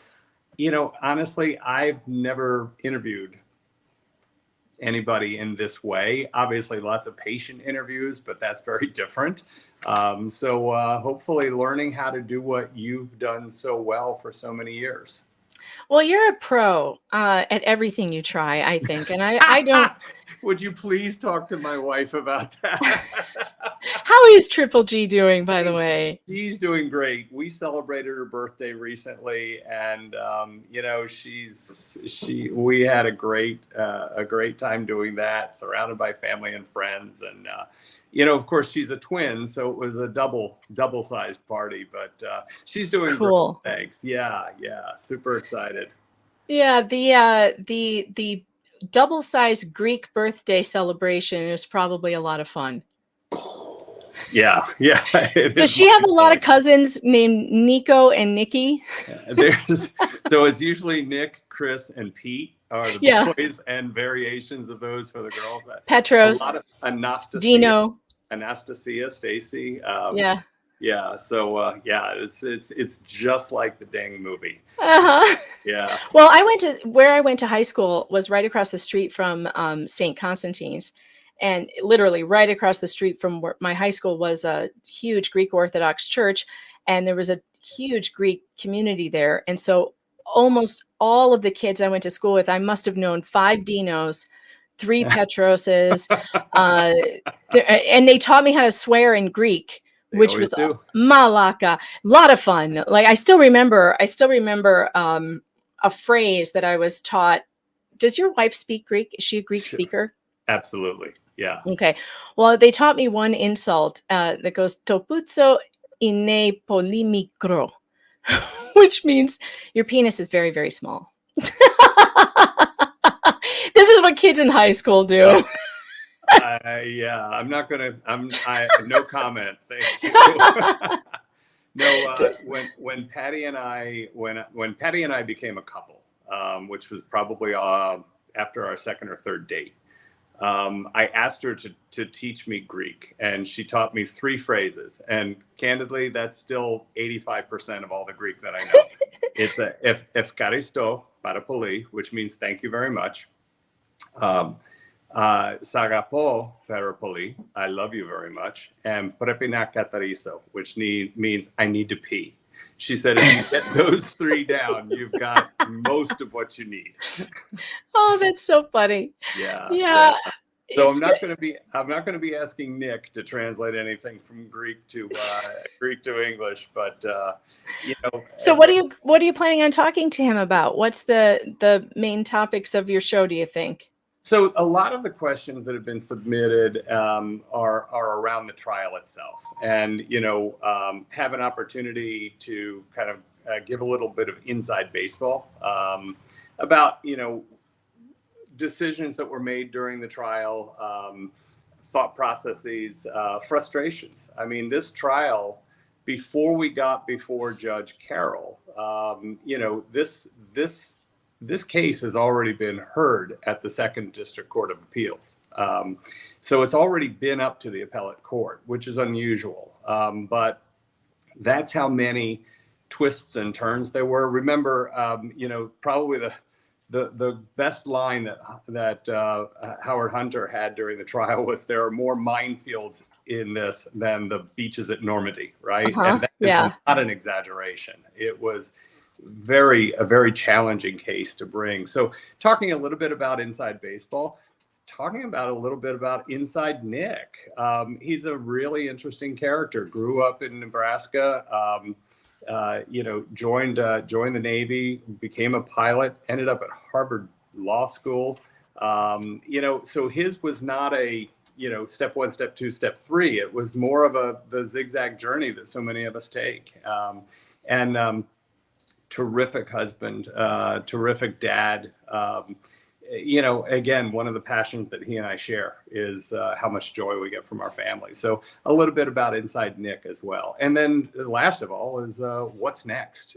What's next with the Maya trial? Because as I said in one of my earlier shorts, we're a long way from done. But isn't that so frustrating? But predictable, right? I know. It's just frustrating, though. I mean, it feels like, look, J. Hatch has so many problems with more lawsuits coming. This is not going to be the only one. Clearly, the Kushners already filed one, and I have a feeling there will be more, especially the victims of Dr. Sally Smith. Once now that they've gotten together, we may even see a class action lawsuit.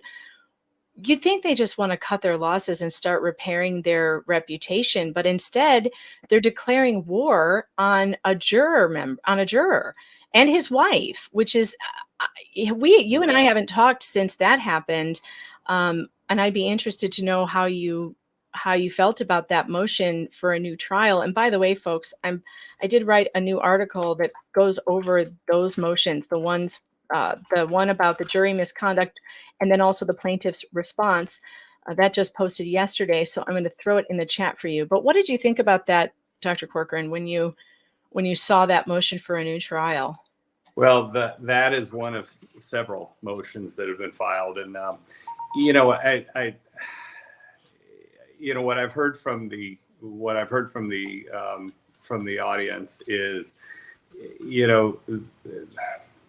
there's a lot of folks expressing that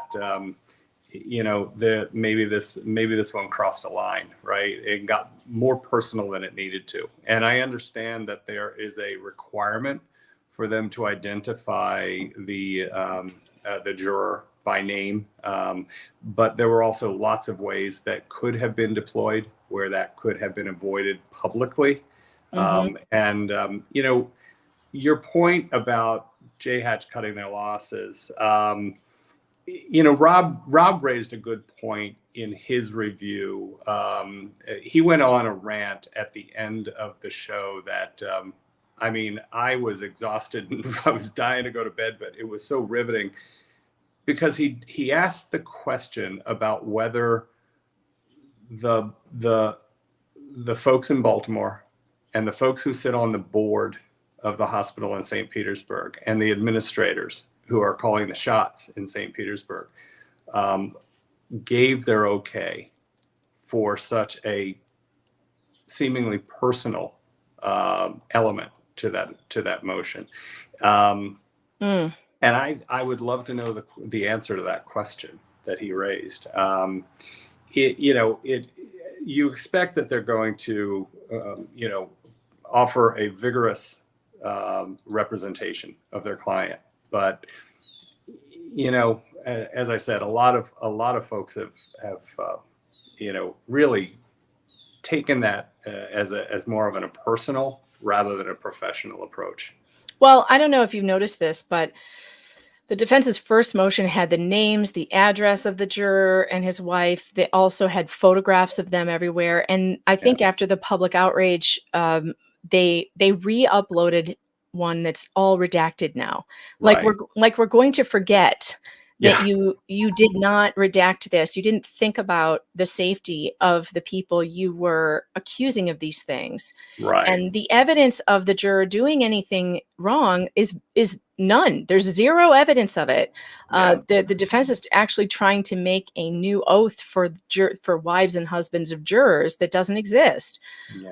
His wife was under no obligation to stay offline, just like Attorney Shapiro's wife was under no obligations to stay offline. She was allowed to do what she did, which was express her opinion online. Yeah. And so is the juror's wife. So everybody tune in tomorrow night to Dr. Joe's YouTube channel. I dropped it in the chat. If there's a mod in the channel, you can pin that to the top if you can, so that people can go over there and subscribe. Make sure you turn on your notifications and get that. I will definitely be watching.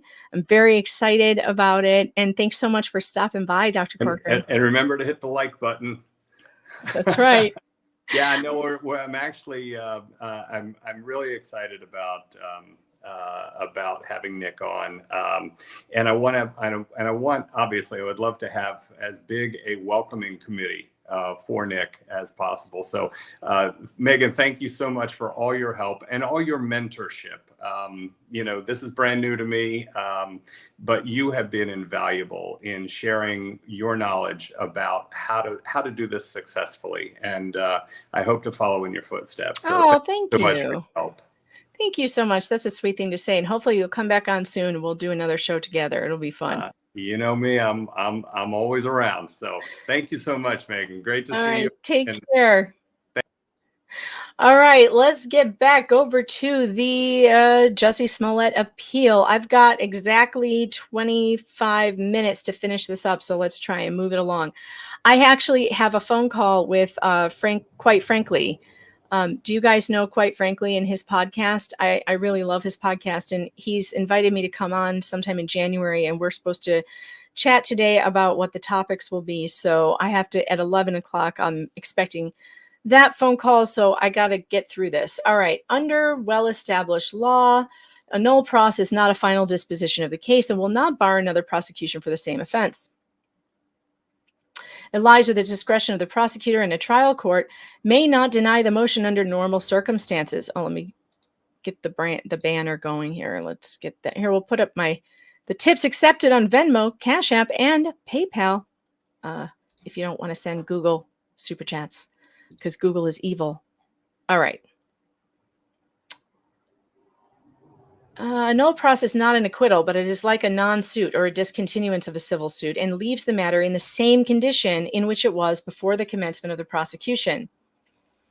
If a null pros is entered before jeopardy attaches, the state may re-prosecute the defendant subject to other relevant statutory or constitutional defenses, absent fundamental unfairness, bad faith, or harassment.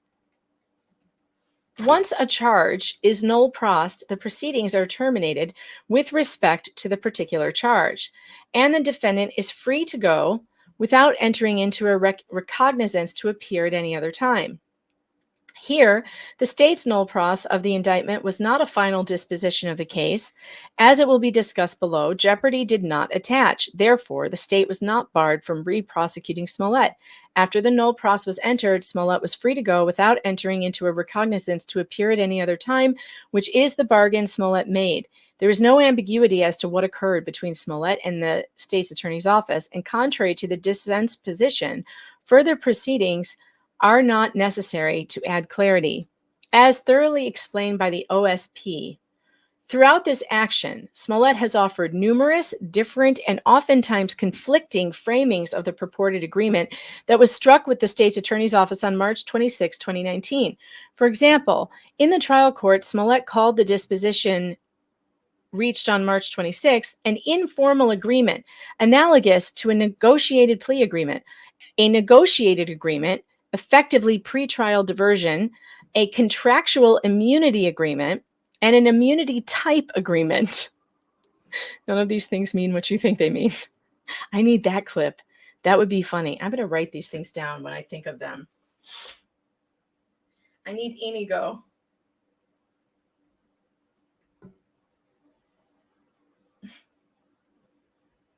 You keep using that word. I do not think it means what you think it means. Smollett bargained for and received a nolle pros, which legally cannot bar the prosecution of Smollett in this case. Presumably relying on principles of contract law, the dissent asserts that the rights of the state in a unilateral nolle can be bargained away when making a bilateral agreement. However, no Illinois court has ever applied principles of contract law in interpreting the scope of a nolle pros disposition in a criminal case. Unlike in the instant case, the People v. Smith, the prosecutor advised the trial court that there would be an outright dismissal if the defendant met her expectations of a cooperation immunity agreement. The defendant fulfilled her obligations under the agreement, and the state voluntarily dismissed charges based on the defendant's cooperation. When the state reindicted the defendant more than a year later, the trial court dismissed the new indictment, finding that by moving to dismiss the charges, the prosecutor acknowledged the receipt of the benefit from the defendant's performance. The court expressly held that the prosecutor's use of the phrase outright dismissal indicated that the prosecutor intended the dismissal to be an acquittal, not a nolle pros. Under those circumstances, the trial court found that reindicting the defendant violated due process.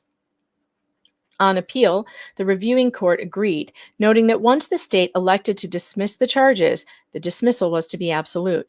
And if a nolle pros had been intended, it's likely that the charges would not have been nolle pros. At the hearing. In Stupinski, the defendant entered into a cooperation agreement with a police officer in which he agreed to cooperate in the arrest of two individuals in exchange for not being charged with possession of a controlled substance. When the defendant was later indicted for this offense, the trial court found that his due process rights had been violated because he had fulfilled his part of the bargain and had incriminated himself based on the promises made to him. Our Supreme Court agreed, finding that the defendant's substantive due process rights were violated when the state breached his agreement with the police officer. Sarah Adams says, "This is like reading Rainbow for adults. I love it." Unlike in Stupinski, Smollett did not enter into a cooperation agreement with the CCSAO, explaining that cooperation agreements are neither plea agreements nor a grant of immunity.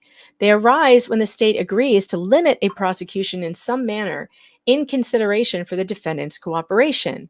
In addition, the terms of the Stupinski cooperation agreement provided that if the defendant cooperated in the arrests of two individuals, he would not be charged. In contrast, Smollett had already been indicted prior to the state's attorney's motion to nolle pros the charges pending against him, and the record does not contain any evidence that the state's attorney agreed Smollett would not be further prosecuted in exchange for forfeiting his bond or performing community service. Yeah, I mean, he didn't get it in writing.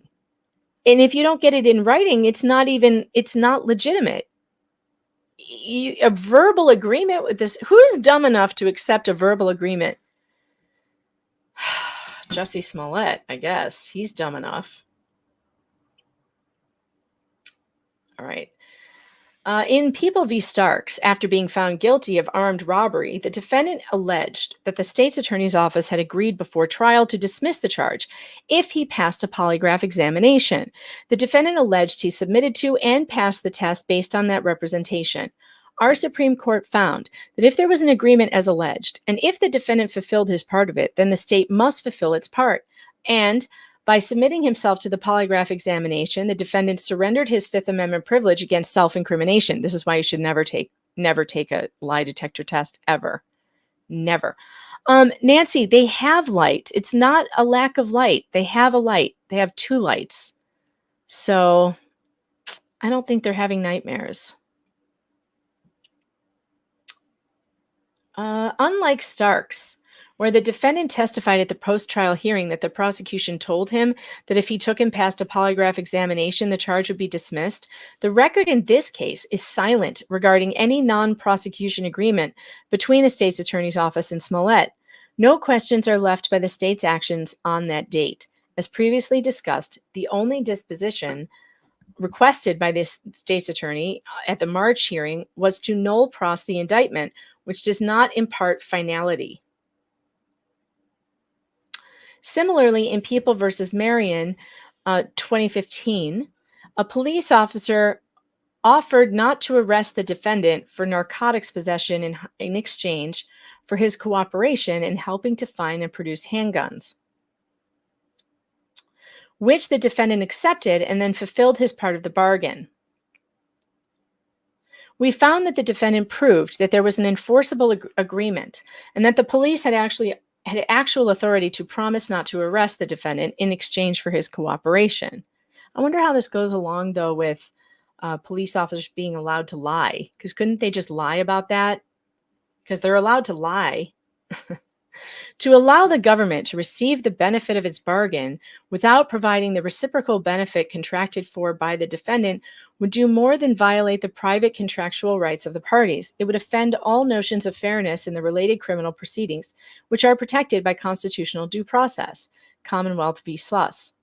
In contrast, the record in the instant case establishes that on March 26, 2019, the state's attorney only agreed to null pros the charges against Smollett.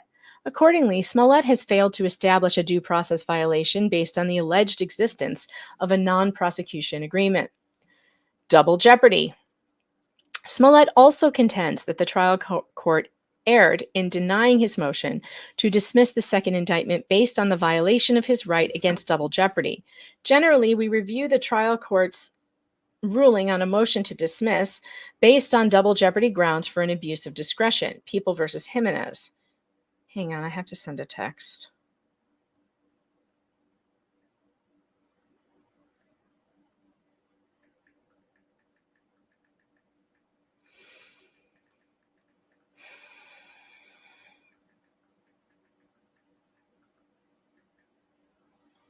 Okay. However, whereas here there are no disputed factual issues, our review is de novo. People v. Staple. The double jeopardy clause of the Fifth Amendment of the United States Constitution provides that no person shall be subject for the same offense to be twice put in jeopardy of life or limb. U.S. Constitution, Amendment 5. The Illinois Constitution also prohibits double jeopardy. See Illinois Constitution 1970, Article 1, 10. Illinois courts interpret our double jeopardy clause identically to the federal counterpart. People v. Kimball, the double jeopardy clause provides 3 discrete shields: barring retrial for the same offense after an acquittal, retrial after a conviction, and multiple punishments for the same offense. The threshold inquiry is whether jeopardy had previously attached. People v. Bellmeyer, observing that the starting point in any double jeopardy analysis, of course, is determining whether or not jeopardy had attached. The protections against double jeopardy are triggered only after an individual has been subjected to the hazards of trial and possible conviction. People v. Shields. In a jury trial, let me see if I understand that sentence again. Let me read that again. The protections against double jeopardy are triggered only after an individual has been subjected to the hazards of trial and possible conviction. Okay, that's interesting because he didn't face any of those things. They just decided not to go forward and allegedly were like, well, he served community service at some point during his life, so that's good enough for us. And he didn't go through any trial, and they gave him no punishment. I mean, he agreed to give up his bail. So that's not really a punishment, I don't think. Yeah.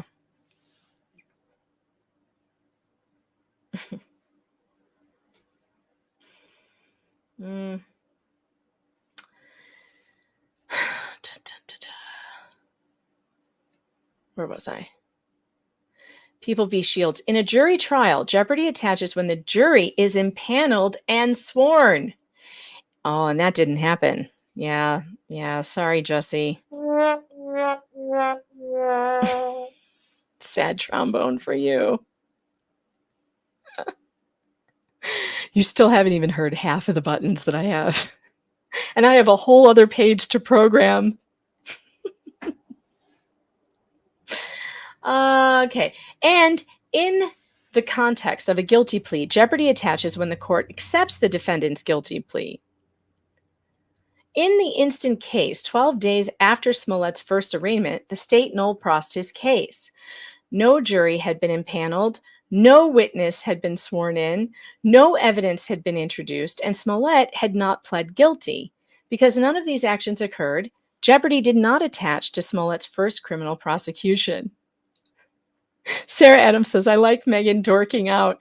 I have this, the Stream Deck is so fun. I've always wanted the buttons and now I have them. Thank you so much, chat, because you're the reason I have them. You guys raised more money than I needed for my new system. And so now I have this Stream Deck, which is so much fun.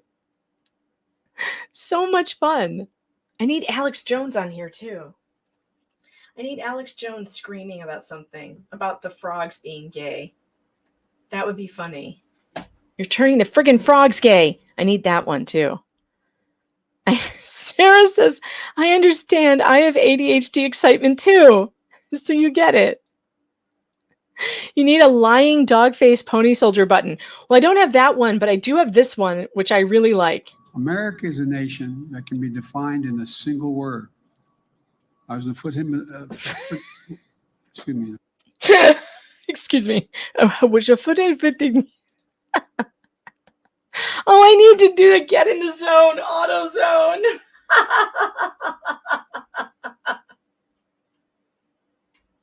Oh my God, I'm writing all these down. It's perfect.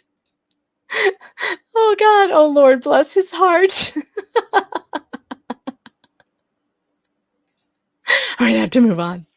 I'm trying to get Frank to call me at 12 instead of 11 because I feel like we're not going to get, I want to get through this. Hold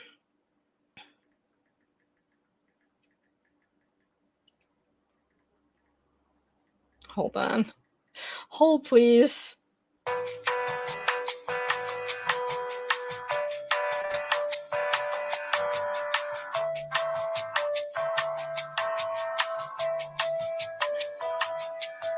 Okay. Done texting. You don't get good elevator music anymore in the elevators, do you? The elevators are just eerily silent now. I miss elevator music. Elevator music is good. Games with buttons for days. I know. I love it. I feel like elevator music is a thing of the past. Blame it on the bossa nova. Oh God, you know what else I have? The screaming goat.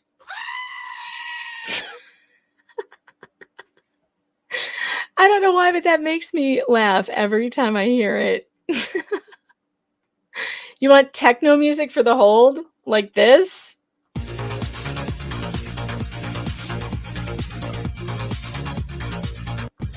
Oops. Oh, man. All right. All right, here we go. In the instant case, 12 days after Smollett's first arraignment, the state null-prossed his case. Oh my God. Yes, Squid. Squid. I need Harry and Meghan. We want privacy. We want privacy. I do. I need that. These are all great suggestions.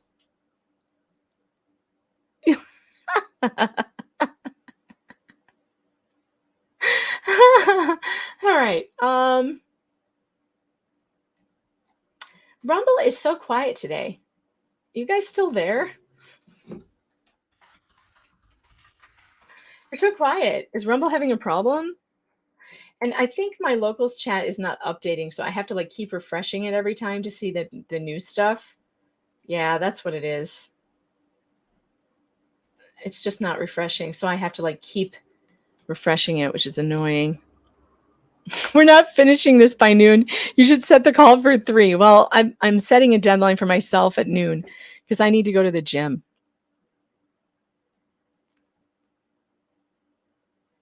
Crow Red Eye says, I got screaming goats for everyone I know for Christmas. That's so funny. All right. In the instant case, 12 days after Smollett's first arraignment, the state null-prossed his case. No jury had been impaneled. No witness had been sworn in. No evidence had been introduced, and Smollett had not pled guilty.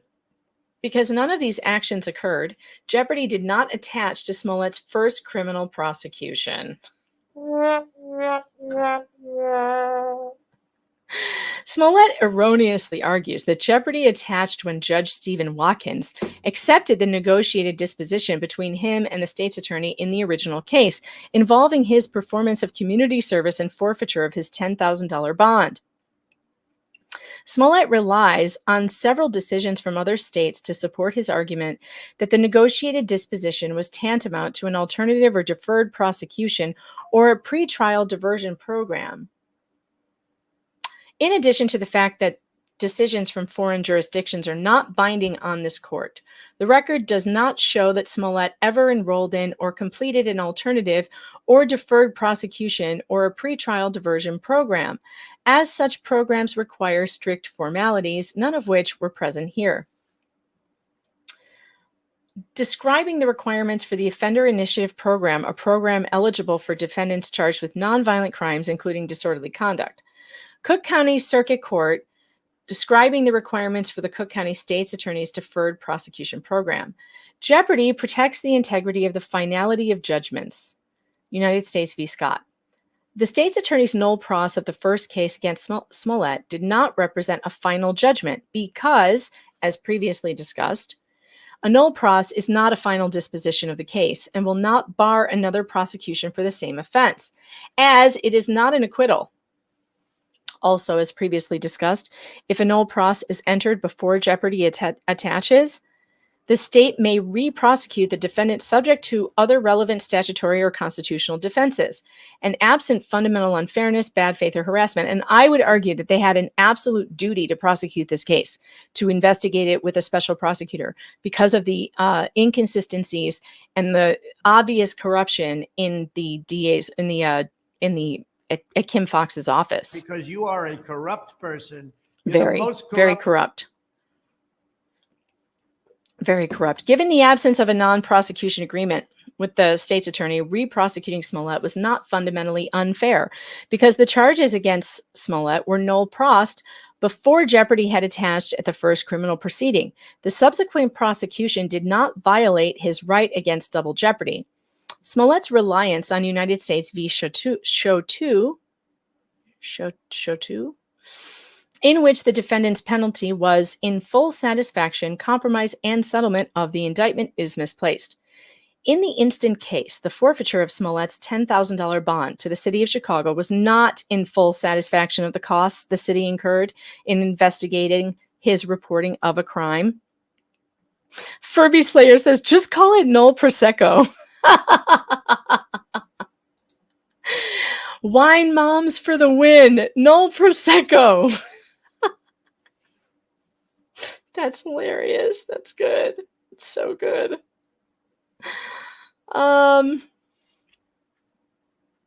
Stop distracting me, chat. In which the city alleges he exceeded $100,000. Yeah, he exceeded $100,000. Smollett also argues that his convictions violated the spirit of the double jeopardy clause and should be reversed on public policy grounds. Smollett repeatedly cites Illinois v. Somerville 410 for the proposition that the application of double jeopardy principles should not be done in a rigid, mechanical manner. In Somerville, after the defendant was indicted and a jury was impaneled, the state realized the indictment was fatally deficient and, under the law at the time, could not be cured. After the state informed the trial court of this flaw, the court granted the state's motion for a mistrial. Thereafter, the defendant was indicted for a second time, and the second indictment corrected the flaw of the first indictment. A jury found the defendant guilty, and ultimately, the issue of double jeopardy reached the United States Supreme Court. In analyzing whether the trial court's declaration of a mistrial barred the state from retrying the defendant with a valid indictment, the court made multiple references to eschewing rigid and mechanical rules in double jeopardy analysis. More recent, well, what happened? Did he get his appeal? Because that seems to me like it met the rules because a jury was impaneled he shouldn't have been convicted. It shouldn't have gone back to trial. That would be the definition of double jeopardy. What happened? They didn't say. Huh. More recently, in Martinez v. Illinois, the court reiterated that there are clear, bright-line rules as to when jeopardy attaches. In fact, the court rejected any argument that Somerville stood for the proposition that whether jeopardy had attached was subject to flexibility. The court observed that in Somerville, it declined to apply rigid mechanical reasoning in answering a very different question, not whether jeopardy had attached, but whether the manner in which it terminated by mistrial barred the defendant's retrial. Martinez demonstrates that Smollett's use of public policy arguments cannot change the bright-line rule that jeopardy never attached to his first criminal proceeding. Consequently, the trial court properly denied Smollett's motion to dismiss based on double jeopardy grounds. How many pages is this thing? I don't know. A lot. Conflict of lead defense counsel. The Ascendero brothers filed a motion to disqualify attorney Uchi from representing Smollett in this case based on a conflict of interest. They asserted on February 19th and February 20th that attorney Uchi held 2 district telephone consultations with them. They also alleged that attorney Uchi had discussed the facts of this case with their mother, Ola Adiola Ascendero. Attorney Uchi advised the trial court that the affidavits attached to the motion to disqualify were not accurate, and that he did not talk to the brothers on the phone. He had never met the brothers in my life and did not know what they sound like. At attorney Uchi's request, the court held an ex parte meeting with attorney Gloria Rodriguez, the attorney for the Ascendero brothers, regarding the information they allegedly discussed with attorney Uchi. The OSP filed its bill of particulars in which it asserted that attorney Uchi had at least 4 distinct conversations with Ola about the case over the phone, with Bola being present for at least 2 of those conversations. Oh, so he lied? Weird. The court held an in-camera evidentiary hearing, which means in the judge's chambers, on the motion to disqualify attorney Uchi from representing Smollett. Ola, Bola, and Miss Ascendero were the only witnesses who testified at the evidentiary hearing. The court entered a written order finding that the totality of the evidence shows clearly and convincingly that at different points, attorney Uchi talked to both brothers and their mother. Well, why wasn't he held in contempt of court for lying to the judge? Geez, what kind of attorneys are these? And that the topics discussed included immunity, the $3,500 check, the search warrant, items seized during execution of the search warrant, and laws about hate crimes, and handling of the intense media demands. The court stated that it firmly believed that the interest of Mr. Smollett to have the lawyer of his choice when his liberty is at stake outweighed any other valid and good faith concerns of the OSP and the Ascendero family witnesses. And it also believed that it had a firm obligation to protect the integrity of the trial and the legitimate concerns of the Ascendero family witnesses. Although I would say that it's possible that Uchi then had information he shouldn't have had about the Ascenderos and what they did or said to him that I don't know. But I guess the court ruled, so it is what it is. The court explained that attorney Uchi may appear as counsel for Mr. Smollett with the following limitations. Some other members of the highly qualified defense attorneys shall cross-examine the Ascendero family witnesses should this matter be ultimately adjudicated by way of trial. There is a presumption in favor of defendant's counsel of choice, People v. Buckhannon. There is a 2-part test that governs challenges to a defendant's counsel of choice. The court must first determine if there's a conflict or serious potential for conflict, People v. Ortega. If the court finds a conflict, it must consider the interests threatened by the conflict or potential conflict to determine whether the interests threatened by the conflict or potential conflict are weighty enough to overcome the presumption. The court may consider and weigh 4 factors, including the defendant's interest in having the undivided loyalty of counsel, the state's right to a fair trial in which defense counsel acts ethically and does not use confidential information to attack a state's witness, the appearance of impropriety should the jury learn of the conflict, and the probability that continued representation by counsel of choice will provide grounds for overturning a conviction. This is not an exhaustive list, as a court should seek to fairly consider all the interests that are affected by a conflict in a given case. Further, where appropriate, the court should consider whether the alternatives to disqualification would remove the conflict. All right, well, they ruled that there was no conflict and no abuse of discretion there. All right. Discovery violation. Before trial, Smollett filed a motion for discovery under Illinois Supreme Court Rule 412. At the hearing on the motion, Smollett requested that the OSP disclose notes made during an October 5th meeting with the Osendero brothers. Oh, well, this was clearly denied because it's work product and attorney-client privilege. So we can skip that part. Skip to the end. I need that one too.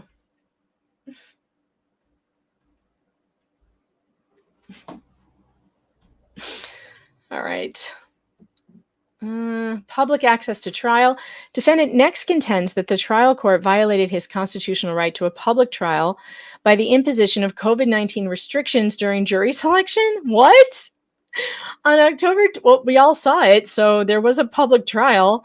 On October 2021, a month before Smollett's scheduled trial date, the trial court emailed the parties informing them that while criminal courts in Cook County were still operating, they were operating with 50% capacity limits.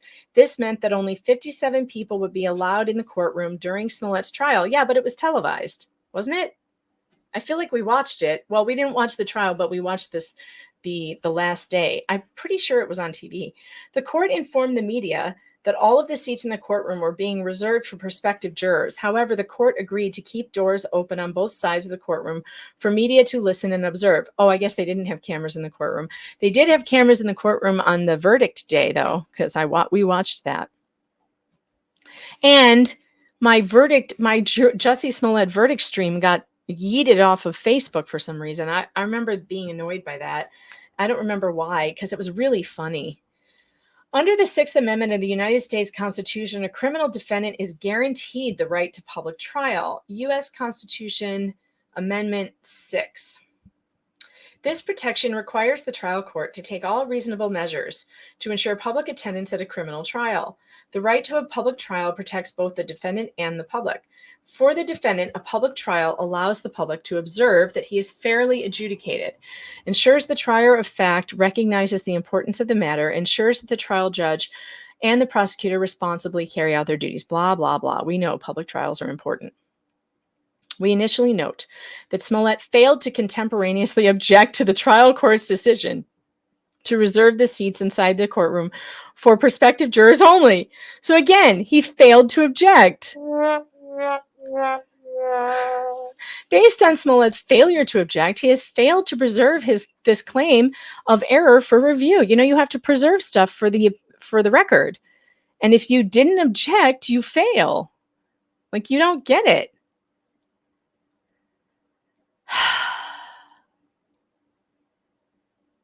You wouldn't mind seeing the amazing reenactment again of, the Osendero brothers? I know. So funny. Jules, if you don't have sound, I suggest you refresh, shut down, and reopen because everybody else can hear. It must be something on your end. Oh, she can't hear me. Someone type that to her, please. Please. I'm so dumb. I'm so dumb. Type that to Jules. Tell her to refresh. Oh, God. Medium dumb. Oh, Lord. Okay. To preserve a claim for review, a defendant must both object at trial and include the alleged error in a written post-trial motion. When a defendant forfeits a claim of error, we will only consider if the error was a plain error. I'm trying to stretch. I have like a sciatic pain right now. I'm going to stretch. This is also the good thing about standing up. I can stretch. When a defendant forfeits a claim of error, we will only consider if the error was a plain error. The plain error doctrine bypasses normal forfeiture principles and allows a reviewing court to consider unpreserved claims of error in specific circumstances. I keep smacking the camera. Why is this camera is in a weird place today? The doctrine applies when a clear or obvious error has occurred, and either one, the evidence was so closely balanced that the error alone threatened to tip the scales of justice against the defendant, regardless of the seriousness of the error, or the error was so serious that it affected the fairness of the defendant's trial and challenged the integrity of the judicial process, regardless of the closeness of evidence. The first step in a plain error analysis to determine if a clear, obvious error occurred, People v. Jackson, courtroom closure is to be avoided, but there are some circumstances when it's justified. When Smollett's trial began, COVID-19 restrictions in effect resulted in only 57 people being allowed in the courtroom. Allowing 50 prospective jurors, court staff, and the party's attorneys strained this capacity limit and raised obvious public health concerns. I personally think it was a travesty that courts were closing their doors during COVID. Ridiculous. Nancy, I have one of those. That's why I'm standing. I have a standing desk. It comes up and down. And it's right now, it's on the up. I'm looking at chat. What did I miss? Did I miss something?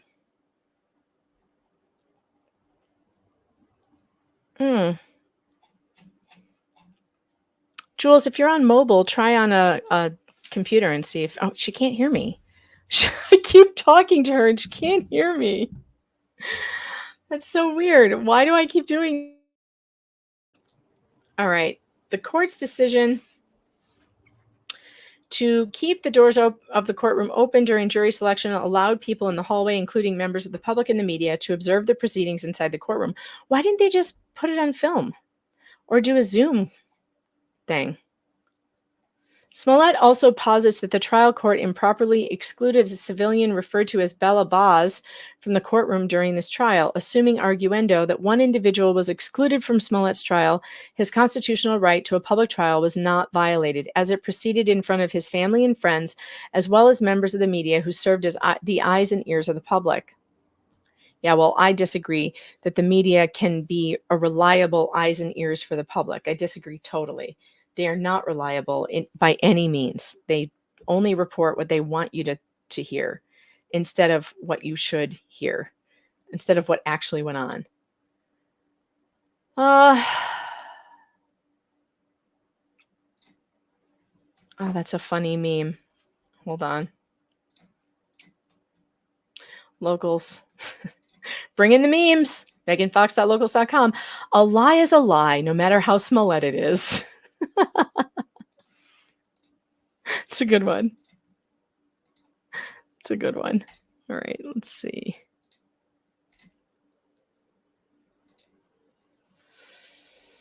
Okay, Rule 431 in voir dire.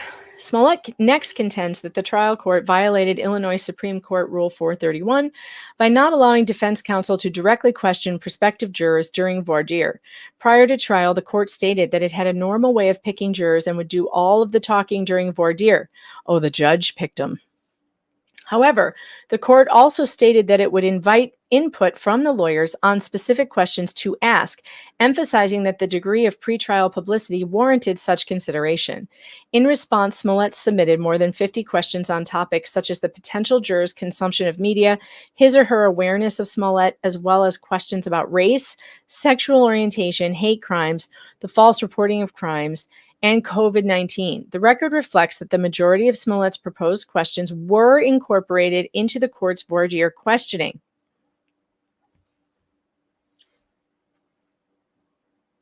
The defendant has a constitutional right to a trial before an impartial jury, and voir dire is a procedure that helps protect that right. People v. Encalado. The primary purpose of voir dire is to ensure the selection of a fair and impartial jury. Questioning potential jurors is designed to identify whether any potential jurors have a bias or harbor an opinion that would affect their fair determination of issues presented at trial. The trial court is primarily responsible for initiating and conducting voir dire. To this end, the court controls the manner, extent, and scope. Admittedly, the trial court must permit the parties to supplement its examination by such direct inquiry as the court deems proper. Although Illinois Supreme Court rule uses the word shall, the court is not required to permit the parties to supplement its examination by their own direct inquiry of the potential jurors. People v. Garstecki. Rather, the court must consider the factors listed in Rule 431. The length of the court's examination of the potential jurors, the complexity of the case, and the type of charges the defendant is facing, and then determine, based on those factors, whatever direct questioning by the attorneys would be appropriate. All right, so he lost on that one.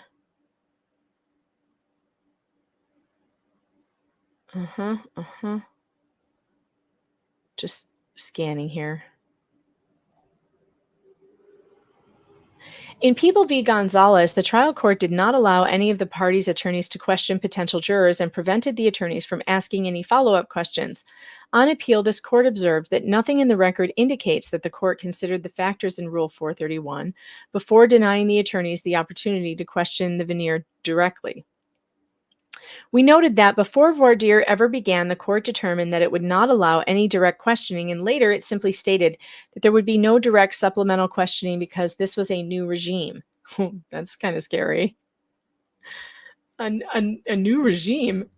Because the court decided that it would disperse with all direct attorney questioning without consideration of Rule 431, the court failed to comply with the rule. In the instant case, unlike in Gonzalez, the trial court openly invited input from the parties. Yeah, so it's obviously, it's fine. All right.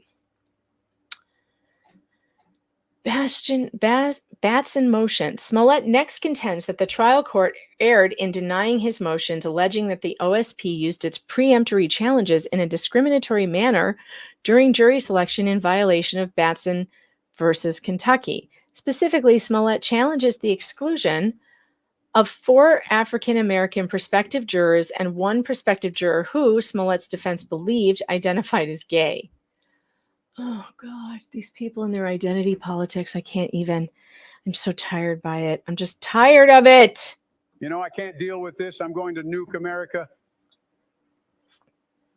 We would have it coming. The Equal Protection Clause of the 14th Amendment of the United States Constitution prohibits the state from using race and exercising a preemptory challenge during jury selection. U.S. Constitution. As enunciated in Batson, there is a 3-step process for determining whether the state improperly exercised a preemptory challenge on the basis of race.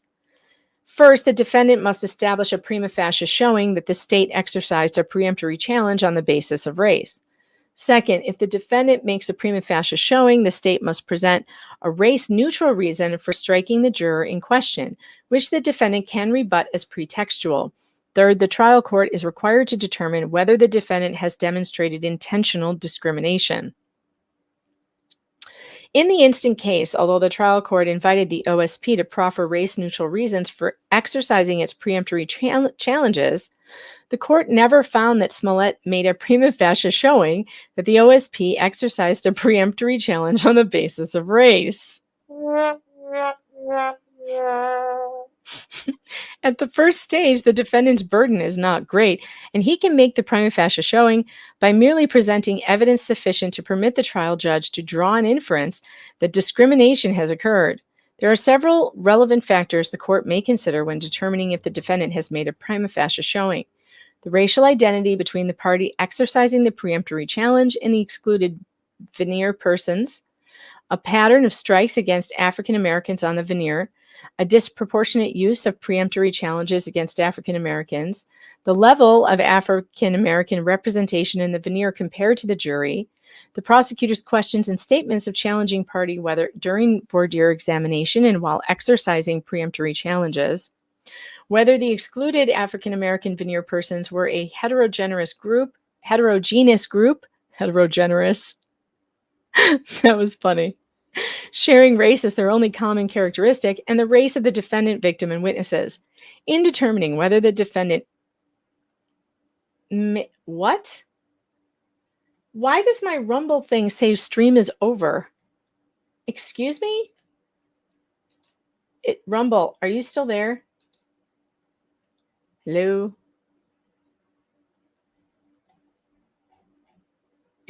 Are you guys still on Rumble? Or did it shut off? I got a weird message. Anyway, all right, let's just keep going. I don't know if it says it's still going, but then I got this other weird message, so I don't know. Oh yeah, they're still there. Okay, good. Man, the streaming is weird today. It's just weird. I got that same sort of message on YouTube earlier that it wasn't able to create a live stream. Clearly, it is. Okay. Court must consider the totality of the relevant facts and all relevant circumstances surrounding the peremptory strike to see if it gave rise to a discriminatory purpose. At the first stage of the Batson analysis, we will not overturn the court's conclusion unless it was against the manifest weight of the evidence, which occurs when the opposite conclusion is plainly evident or where the finding itself was arbitrary, unreasonable, or not based upon evidence. YouTube is telling you I've been streaming for 12 hours? That's insane. I've only been streaming for 2 hours. That's so weird. Well, almost 3 now. Rumble doesn't have time limits. Yeah, I know. Yeah, I don't know. Something's going on YouTube today. Something is wrong. I don't know what, but at least you guys can still hear me. But I hope it doesn't say it's a 12-hour stream when I close it out, because that's going to be weird.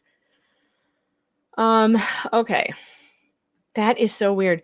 Wheezy Bob, and those of you who see 12 hours, are you on Android or an iDevice, an Apple device? Because Android's having all sorts of YouTube problems right now. Huh. Weird. All right, moving on. Joe Tato wants to know, does that mean I can swear now? We can always swear here. Go fuck yourself. But go fuck yourself. It's like one of my favorite ones. God, I love that. Okay, iPhone says 12 hours. That's so weird. Android says 12 hours. Maybe it's a mobile thing. Oh yeah, I did post an upcoming stream notification. When did I do it? Last night, maybe? Yeah, I did it last night. So I posted the notification for it last night. Maybe that's why. Maybe that's why.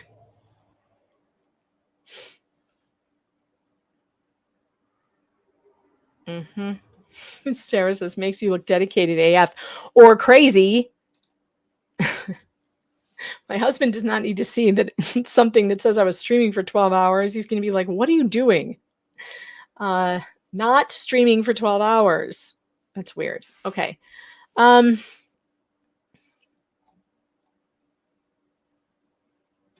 right. So they found no basis for his claims of racism. Basically this. Nobody cares. All right. Smollett's Batson motions concerning Beverly, Mildred, Sandra failed to establish prima facie showing of discrimination because he provided no argument other than noting they were all African American. Nobody cares. While the race of the excluded veneer persons as compared to the defendant is certainly a relevant factor in determining whether a defendant has made a prima facie case, is but one of several factors. So he didn't have the sufficient evidence. Jonathan, thanks for the Rumble rant, says for being dedicated AF / crazy. Appreciate that. For instance, in Heard, defendant contended the state violated Batson when it exercised 5 preemptory challenges on African-American veneer persons. The defendant's argument in favor of a Batson violation rested solely on the basis that the prosecution used preemptory challenges to exclude 5 African-American veneer persons. After observing the well-established principle that a defendant cannot make a prima facie showing by simply pointing to the number of African-American veneer persons preemptorily challenged, our Supreme Court asserted that because the defendant has not provided any other information to support his claim of discriminatory jury selection, he has failed to establish a prima facie case of discrimination in the jury selection. Smollett's argument to the trial court was the same and thus was insufficient to establish a prima facie showing.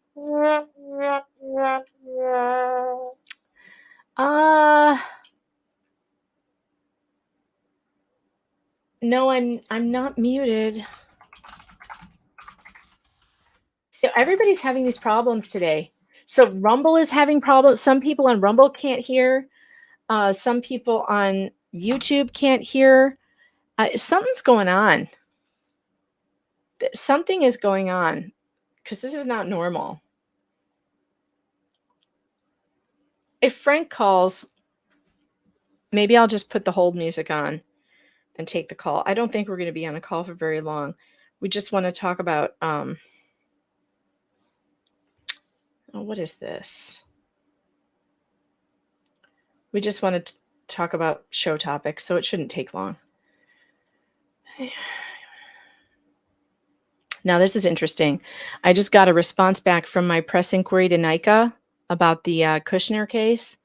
NICA is that birth injury fund in Florida. And I had asked them, I had sent them an inquiry to say, I said, I'm researching the Kushner lawsuit against J Hatch, and it seems their suit is on hold due to an appeal with NICA. According to the records, the Kushners were eligible for NICA funding. Why is their case on appeal? Can someone reach out to me to explain how this works? From where I'm sitting, it looks like the Kushner's child met all your requirements and a judge deemed them eligible for the program. Under what circumstances or grounds did you appeal that decision and why? And then I linked them to their appeal, and she wrote back, somebody wrote back, Melissa Jacks wrote back, and she said, my sincere apologies for the delay in responding. Unfortunately, NICA is not at liberty to comment on pending litigation. Of course not. Generally, in response to your question regarding why NICA may appeal a final order, NICA must ensure consistent interpretation and application of the requirements for compensation under the NICA plan as intended by the Florida legislature. NICA may determine that it is necessary to appeal a particular final order that it views as misinterpreting those narrow requirements. Yeah, because they're just desperate to not pay as many people as possible. For compensation under the NICA plan and or conflicting with the prior interpretation of the NICA plan by the appellate courts. Well, I think they're wrong, and it sucks that they're holding up the Kushner's case against J Hatch. So that's interesting. That's breaking news. We got a response from NICA. All right, so it says this did not contain any specific facts to support any allegations of discrimination, so you lose. At no point did the trial court deny him an opportunity to expand on his Batson motions and make an argument on the record based on relevant factors. Smollett simply raised his Batson motions and never attempted to develop a comprehensive argument supporting them. He cannot now claim that the court failed to consider factors that he never argued in the first instance. That's funny. Finding the trial court did not err by failing to sua sponte address other Davis factors, which the defendant claims were potentially in his favor because the trial court is not tasked with establishing defendant's prima facie case for him. No shit. But by not buttressing his Batson motions with supporting argument based upon the relevant factors, Smollett failed to establish a prima facie showing of racial discrimination. Smollett further highlights that the impaneled jury contained only one African-American juror. Nobody cares.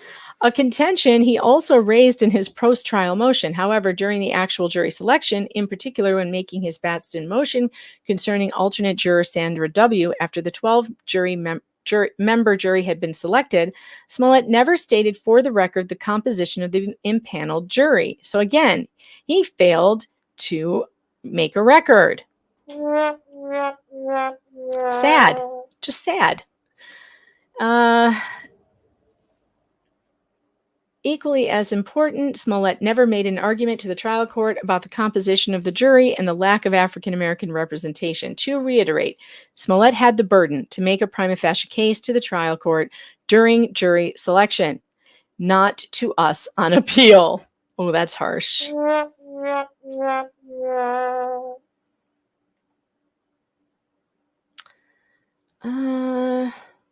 Lastly, Smollett argues that the OSP acted unlawfully when exercising a preemptory challenge on prospective juror Saul A., whom Smollett's defense believed identified as gay.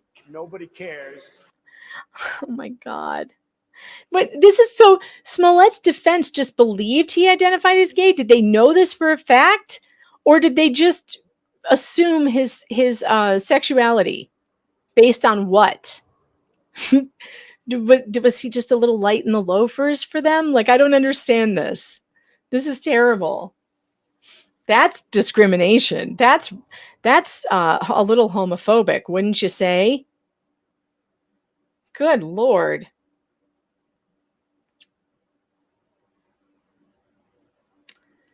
Of the jury act provided, except as otherwise specifically provided by statute, no person who is qualified and able to serve as a juror may be excluded from jury service in any court of the state on the basis of sexual orientation.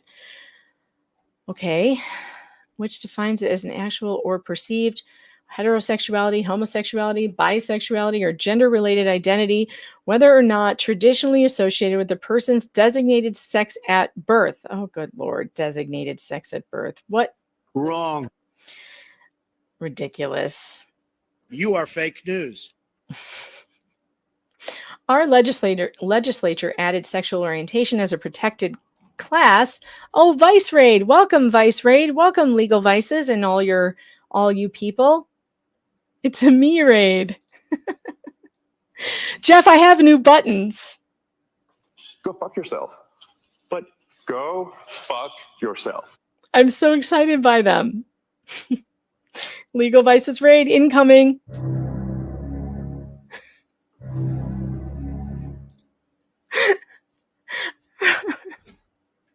I'm so excited. I have new buttons and I'm driving everyone crazy with them. We're reading Jussie Smollett's appellate decision, the appellate decision that upheld his conviction. And he complained about a juror who didn't make the jury and they thought that the juror was gay. Nobody cares. Everybody is 12 the first day they get their buttons. The buttons make me laugh. Okay. Dun, dun, dun, dun. And it intended the amendment to codify Batson to protect sexual orientation. See 101st General Assembly, blah, blah, blah. Therefore, it is unlawful to exclude a potential juror on the basis of his sexual orientation. However, similar to Smollett's Batson claims concerning race, he failed to make a prima facie case of discrimination based on sexual orientation, where all he did was highlight that Saul A. identified as gay, yet failed to present any additional evidence to permit the court to draw an inference that discrimination occurred. We don't even really know if the guy was gay. Poor guy. Consequently, the trial court's conclusion that Smollett failed to make a prima facie showing of sexual orientation discrimination was not against the manifest weight of the evidence, and the court properly denied Smollett's Batson motion concerning Saul A. Trial court's commentary during cross-examination. Jeff, I also have this button. That might be the funniest sound ever. The screaming goat. God, I love it. Trial court's commentary. Okay, Smollett next contends that during his cross-examination of Detective Michael Thies, the Chicago police's lead investigator of his case, and Ola Ascendero, the trial court made improper comments in the presence of the jury that violated his right to due process. Sarah says, Megan is dorking. Remain calm. I can't help it. I'm never going to get sick of these. Duncan Idaho, thanks to the super chat, says Kim Foxx should be in jail at the very least. The state of our justice system is just so embarrassing and disgraceful. It drives me nuts. Yeah, so instead of like getting prosecuted for what she did here by giving sweetheart deals to her friends, she just gets to not run again. I mean, our system is a joke. It's a joke. It's because you are a corrupt person. It's corrupt. You're the most corrupt. It's very corrupt. It's no better than China. China. It's no better than China. All right, maybe it's a little better than China. We're not getting dragged out of our beds in the middle of the night yet. Although I just read a story about a Catholic kid and his family getting dragged out of their beds in the middle of the night because of memes he posted. So perhaps perhaps that is happening, and it doesn't look good. It's a police state, man. I do. I have a button for everything, Duncan. I like this one in particular. Keep talking like that. I'll raise the gas prices for 25% higher. At trial, Detective Thies detailed the Chicago Police Department's investigation of Smollett's allegations. Although originally considered to be a crime victim, the subsequent investigation established that Smollett had staged a fake hate crime. Smollett's theory of defense was that the police never took his allegations seriously and prematurely concluded that he had falsely reported a crime. During cross-examination, Detective Thies testified that he could not recall whether he or his partner, Detective Michael Vogenthaler, ever asked Bola Osindera whether the perpetrator beat up Smollett's pretty face. When defense counsel played a video from Bola's interrogation for purposes of impeachment, the OSP objected based on relevance. In response, the trial court instructed defense counsel to go ahead. Let's go. Come on. Defense counsel proceeded to ask Detective Thies if Detective Vogenthaler's question was appropriate. The court sua sponte sustained the OSP's prior objection and instructed defense counsel to ask another question. Defense counsel again asked about Detective Vogenthaler, referring to Smollett's pretty face, and the OSP again objected based on relevance. In denying the OSP's relevance objection, why is saying did he beat up his pretty face? That's not an insult. It's like maybe the cop just didn't believe him. I mean, I don't know. I mean, or maybe he was just making a pass at him. I don't know. But why is that offensive?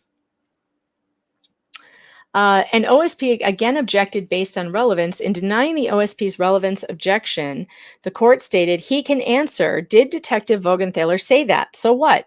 Did Detective Vogenthaler say it? Defense counsel replied, I'm sorry, that's offensive. I'm sorry, I need a break. That's too much. But I agree with the judge. So what that he said it? Who cares? Let him answer. After a short recess, the jury was admonished that trials were contested matters, and occasionally professionals involved can get testy. The jury was instructed not to consider that one way or another, not the comments by lawyers, not the comments by the court. The court added, the rulings are the rulings, the evidence is the evidence, and I don't want you to concern yourself with the fact that some voices were raised and there was a little bit of consternation that was shown. Oh, I need Judge Schrader, don't get brazen with me. I'm writing down new buttons I need to put in here. That would be perfect. Calling a man pretty is an insult. It's not a compliment for men, but is it a compliment for a gay man? Remember, he's a gay black man. NBC wants us to know with all of his flair, like we didn't know anyway. So I don't think it's an insult to a gay man. I think most gay men like being referred to as pretty. I mean, and he is pretty. He does have a pretty face, sort of. I mean, that's why he's famous, probably. He is gay and black, Sarah says. I know. It's unbelievable. Nobody cares. All right. The rulings are rulings. The evidence is evidence. Okay, I did that. According to Smollett, the court's remark, so what, improperly dismissed his attempt to establish homophobia as a central theory of the case. Defense counsel also asked Detective Thies a series of questions based on the discovery of suspected narcotics during the execution of a search warrant on the Osindero family residence. In sustaining the OSP's objection to one of these questions, the trial court asserted that every situation is different for a variety of reasons. When defense counsel responded, even for cocaine and heroin, the court stated, you can try different questions. Don't assume every case and every police officer. That's not fair. Ask a different question. According to Smollett, the court's response to the OSP's objection had the effect of condoning Detective Thies' investigative decisions. During another exchange with defense counsel, the trial court instructed counsel to continue his cross-examination without editorializing and trying to add, and defense counsel interjected, excuse me? The court continued that defense counsel was just trying to be a good lawyer, but the question is wrong, and he will answer the question why he had the gun fingerprinted. You asked him before, and he can answer, but don't add the other information. And this just sounds like normal stuff the court will instruct lawyers. After further back and forth, defense counsel stated that he was just trying to make a record. And the court asked counsel not to argue, adding, just ask the question, please. I want to finish this witness, please. Thank you. During defense counsel's cross-examination of Ola, the trial court interjected that the defense counsel was getting a little far afield and instructed her to focus her cross-examination. Defense counsel subsequently asked for a sidebar, which the court denied, directing her to continue her cross-examination and noting she was asking about very collateral matters. Ultimately, a sidebar was convened and Smollett moved for a mistrial, which was denied. Before cross-examination resumed, the court again admonished the jury that words come out like focus or collateral during conversations with the parties' attorneys and instructed the jury to not consider any of those comments. Additionally, the court reminded the jury and its decision on Smollett's guilt must be based solely on the evidence and the law. According to Smollett, these comments were particularly prejudicial because the court used the word collateral and informed defense counsel that she was not focused. Well, judges do that all the time. They talk to attorneys and tell them to get focused all the time. That's not prejudicial in any way. Do you have a denied button? No, I need one. I need one. That would be funny. I'm writing that down. I'm taking notes.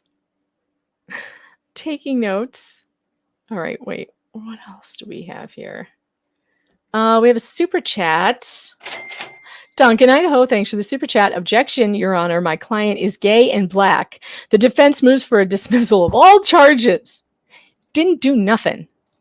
And that's basically... Did you know he was gay and black? Did you know that? Nobody cares. All right. Smollett challenges the court's efforts to expedite the cross-examination. For example, in sustaining an objection, the court stated, "You've got to rephrase these things, please. That's hearsay. The jury will disregard that. Find another question, please. Move on." Yeah, well, that's the court's job. At another point, the court told defense counsel, "Let's go and come on," during various parts of the cross-examination. It sounds like I would like this judge. This judge sounds hilarious. I really need Don't Get Brazen with Me. I gotta find that one. Every defendant, regardless of the nature of the proof against him or her, is entitled to a trial that is free from improper and prejudicial comments on the part of the trial judge. While the court has broad discretion in presiding over a trial, it must refrain from commenting on or insinuating its opinion of the case in front of the jury. A hostile attitude toward defense counsel, an inference that defense counsel's presentation is unimportant, or a suggestion that defense counsel is attempting to present a case in an improper manner may be prejudicial and erroneous. May be. Unless it actually is all of those things, unless the defense counsel is trying to do something in an improper manner, or they are saying something that's irrelevant, then it's the judge's job to point it out. All right.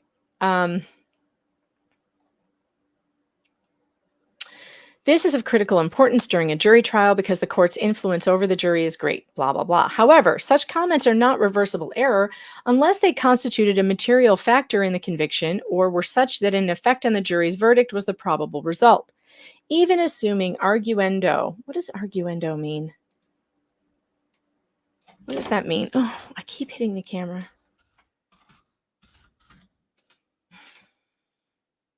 For the sake of the argument. Okay. Even arguing for the sake of the argument, that's really what we're saying?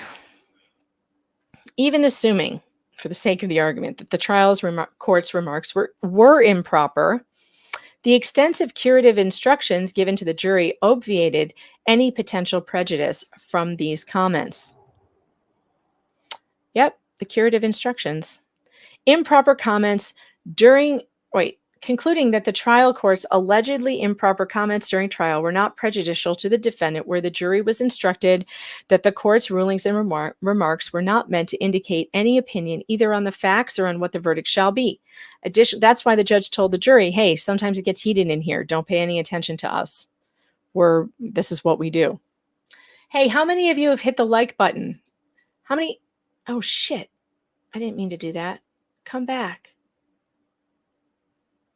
Whoops. There we go. How many of you have hit the like button yet? Any of you? I just lost my screen with my YouTube on it. Hold on. Come back. There it is. What are we at? Hey, we're at 410 viewers on YouTube and 400 some likes. How are you doing, Rumble? Are you hitting that thumbs up button? And locals, of course, the live chat is open over there, and the memes are free flowing. MeganFox.locals.com. Get over there because it's hilarious. All right, back to this.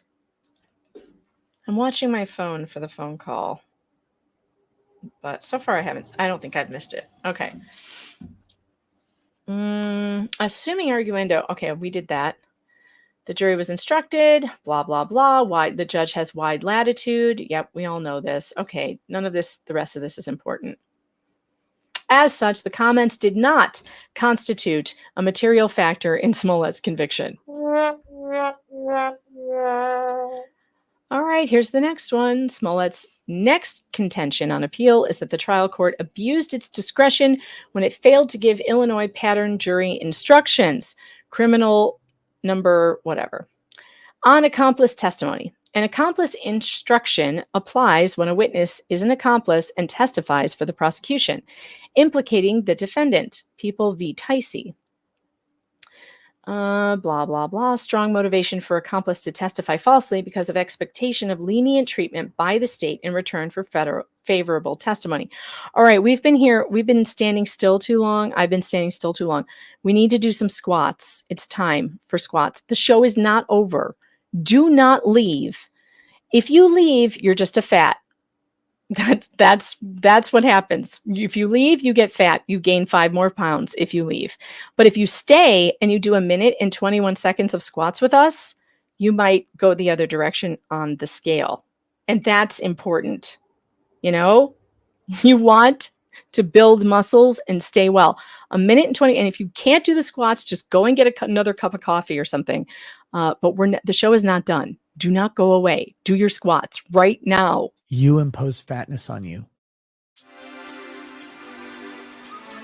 You did it by going, oh, I want the butter on the popcorn. Oh, I want the butter on the ice cream. Oh, I want the butter on the sandwich. Oh, I want the butter on the salad. Stop eating butter. Can you just get up, walk 1 mile? Just squat! Walk farther. And if you can't walk, crawl, roll, get dragged by a goddamn forklift. Whatever is wrong with you, just move. Ever. Get off the chair, get off the couch.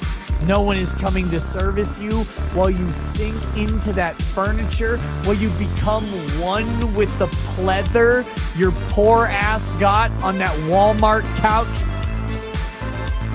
Can you try not floating into sadness?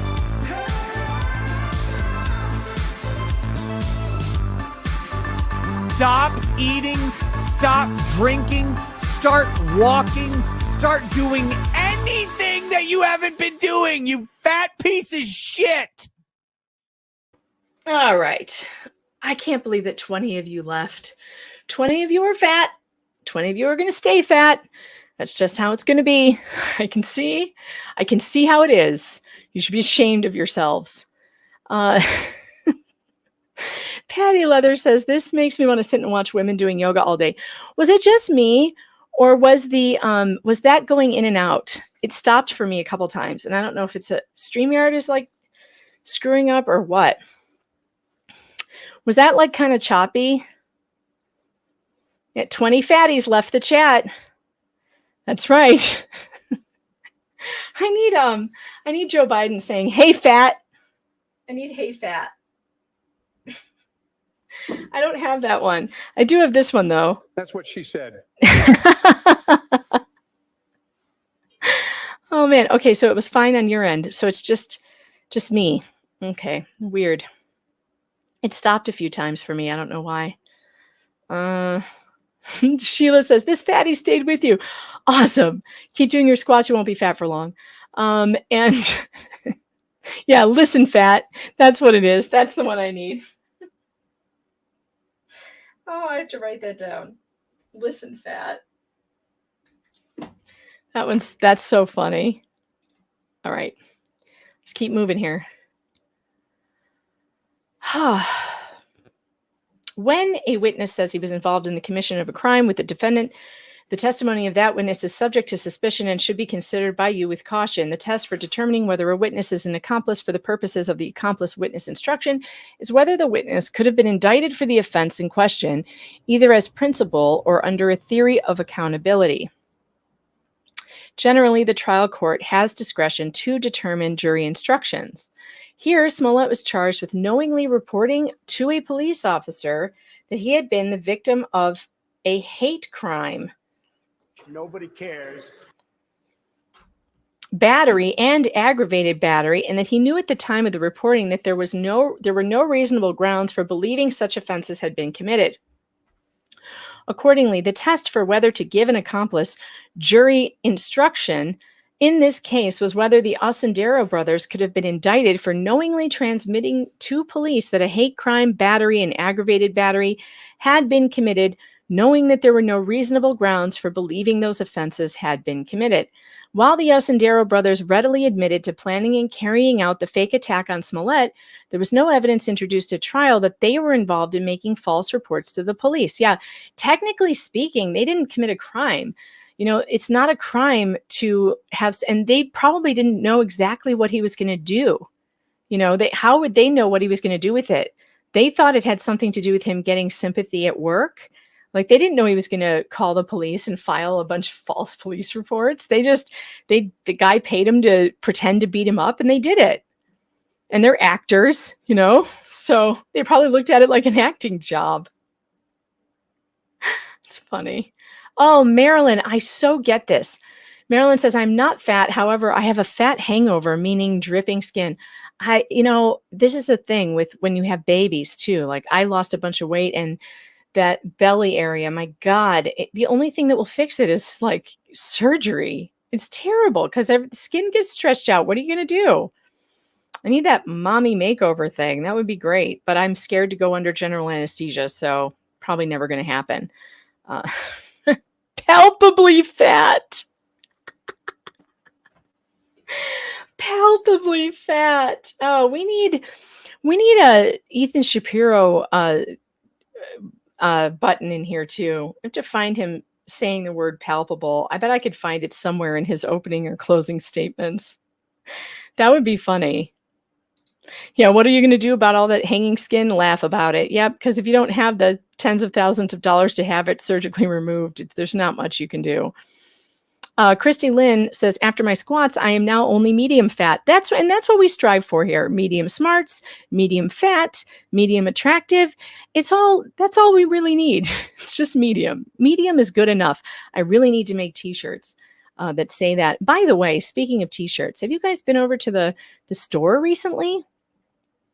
Because there are so many things over at the merch shop. Oh, for Fox's Sake are some of my favorite sweatshirts, t-shirts. It comes in mugs, all kinds of stuff. I also like this one. "Sorry for having great tits and correct opinions on everything."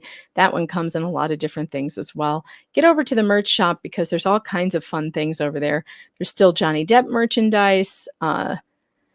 I don't know. I forget what else. Make Americans Friends Again, which is one of my favorites, because I think no matter who you vote for, you should still be able to have a beer with your neighbor and find what you have in common instead of focusing on what you differ on, right? Americans need to be friends again.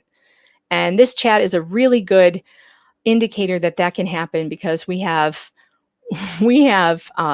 plenty of people here who have differing political opinions, but they still get along, and it's fun. Drinking my coffee out of this mug right now, says Wheezy Bob. Duncan Idaho says, furry stuff ain't really my thing, but glad it's doing well in the shop. It's not a furry. It's just a cartoon. It's just a fox. It's not a furry. Everyone keeps saying that, and it makes me want to scream. It's not a furry. How come we can't have cartoon depictions of people anymore without it being a furry or some weird fetish? It's not a fetish. It's not a furry. It's just a fox. Yes, I'm sure. It's not. It's just a cartoon fox. That's it. Oh my God, squid. I am medium convinced that baby squid's first phrase will be for fuck's sake. Flux, I want a t-shirt that says medium is good enough. I'm going to do that. We have to do that. I got to get on that.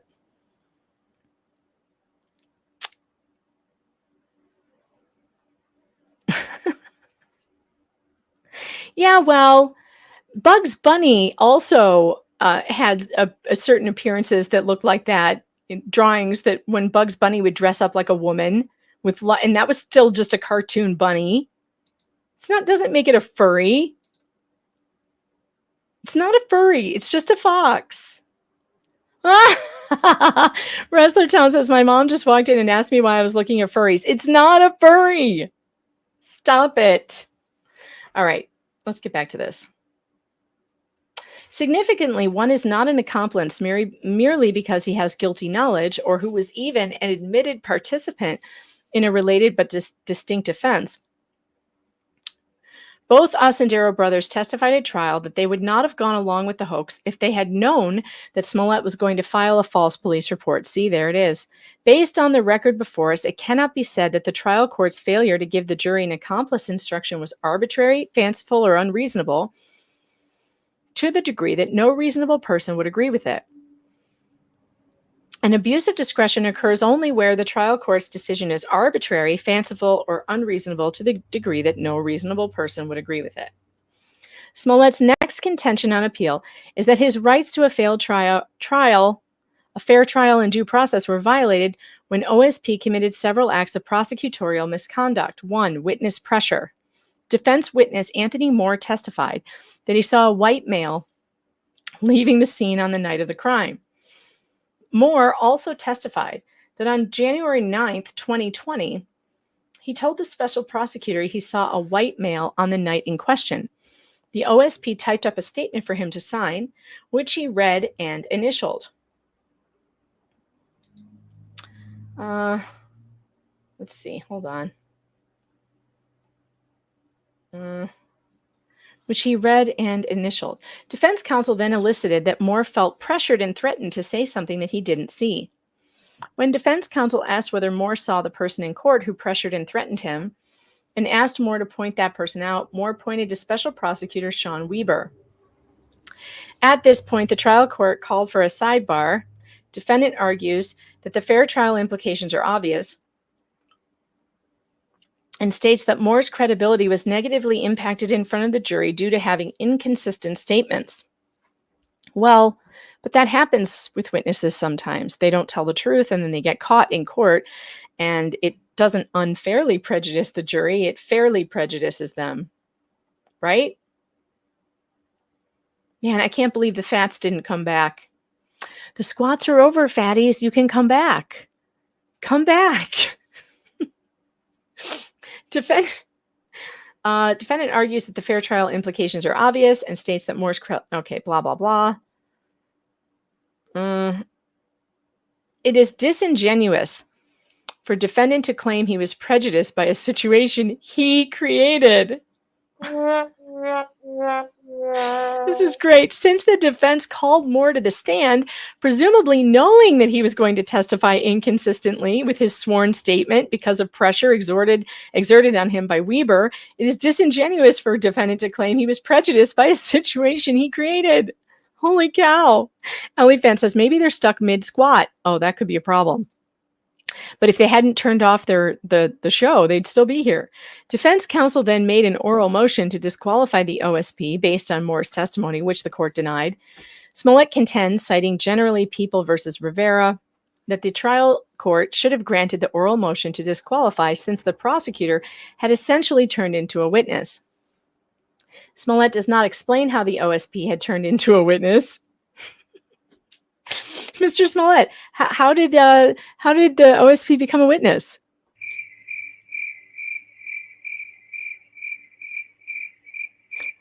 Yeah, that's what we thought. Didn't explain. Nope. Smollett does not explain how the OSP had turned into a witness or which portions of Rivera are relevant to the case at bar. We reiterate that a reviewing court is entitled to have the issues clearly defined with pertinent authority cited and is not simply a depository into which the appealing party may dump the burden of argument and research. The failure to cite authority or articulate an argument will result in forfeiture of that argument on appeal. Forfeiture aside, we find Smollett's argument to be without merit. This is brutal. In Rivera, the defendant filed a written pretrial motion to suppress. Oh, we don't care about that other case. All right, it's fine. They're denying him that. Number 2, closing argument. Smollett also contends that the OSP improperly shifted the burden of proof from the OSP to Smollett during its rebuttal argument. Duncan, factitious hate crime disorder. That's so funny. Yep. The OSP maintains that the comment was made in response to defense counsel's closing argument. Prosecutors generally have a wide latitude in closing arguments and may comment on the evidence and any reasonable inferences arising from the evidence, even if the inferences reflect negatively on the defendant. We consider statements in the context of the closing arguments as a whole instead of examining the contested phrases in a vacuum. Defense counsel stated during closing argument, "There's a lot of missing data. You don't have the whole video. You don't know who they're talking to." And I'm going to get to that. In rebuttal, the OSP responded, "Next, they told you there was missing video. Attorney Uchi gave you no evidence of any video that was missing." It is well established that the state always has the burden of proving beyond a reasonable doubt the elements of the crime, and the state may not attempt to shift burden of proof to the defendant. People v. Robinson, 391. However, if defense counsel provokes a response in closing argument, the defendant cannot complain that the state's reply and rebuttal argument denied him a fair trial. Here, defense counsel argued in closing that there was a lot of missing data from the videos of the Osendero brothers that were played for the jury. Accordingly, the disputed comment in the OSP's rebuttal argument that no evidence was presented to support this allegation of missing data is properly viewed as a response to defense counsel's argument. Yeah, duh. Moreover, a conviction will only be reversed where the prosecution's comments were so inflammatory or so flagrant that they denied the defendant a fair trial. All right, so that's denied. Smollett's post-arrest silence. Smollett's final prosecutorial misconduct argument is that the OSP impermissibly impeached Smollett with his post-arrest silence in 2 instances in violation of Doyle v. Ohio. First, during direct examination of the OSP's witness, Detective Thies, the OSP asked if Smollett ever made statements saying the Osendero brothers did nothing wrong. Defense counsel did not object to this line of questioning. To preserve a purported error for consideration by a reviewing court, a defendant must object to the error at trial. Again, no objection. God, it's a good thing we did not do a drinking game to the number of times they didn't preserve things for the record. These attorneys need to go back to law school. The second instance was when the OSP asked Bola if Smollett ever made a statement to the public where he admitted that the hate crime was a hoax. Smollett argues that this question implicated his post-arrest silence by highlighting his failure to tell police officers the same story during the investigation in violation of Doyle. Wow, this is really, really reaching. In Doyle, the Supreme Court held that it was a violation of the Due Process Clause of the 14th Amendment, U.S. Constitution, for the state to use a defendant's post-arrest, post-Miranda silence for impeachment purposes. Illinois has expanded that rule by including pre-Miranda silence, finding that under Illinois evidentiary law, it is permissible to impeach a defendant with his or her post-arrest silence, regardless of whether the silence occurred before or after the defendant was given Miranda warnings. At trial, a screenshot of a text message sent by Smollett to Bola on February 14th before Smollett's arrest was entered into evidence. It stated in part, oh, this will be hilarious. Hold on. It stated in part. Where is it? I know 1,000% you and your brother did nothing wrong and never would. I am making a statement so everyone else knows. When the OSP asked if Smollett ever made any statement to the public where he admitted that the hate crime was a hoax, the trial court sustained defense counsel's objection and instructed the jury to disregard the question and answer. A trial judge's prompt action in sustaining an objection will be sufficient to cure any error in a question or answer before a jury. Here, the trial judge cured any prejudicial impact the comment may have had on the jury by sustaining defense counsel's objection and ordering the comment stricken. Was Mr. Bola's first name E? Legal vices. It's a good one. Here, okay, I did that, read that. The trial judge's admonishment to the jury to disregard the prosecutor's improper statement cured the error.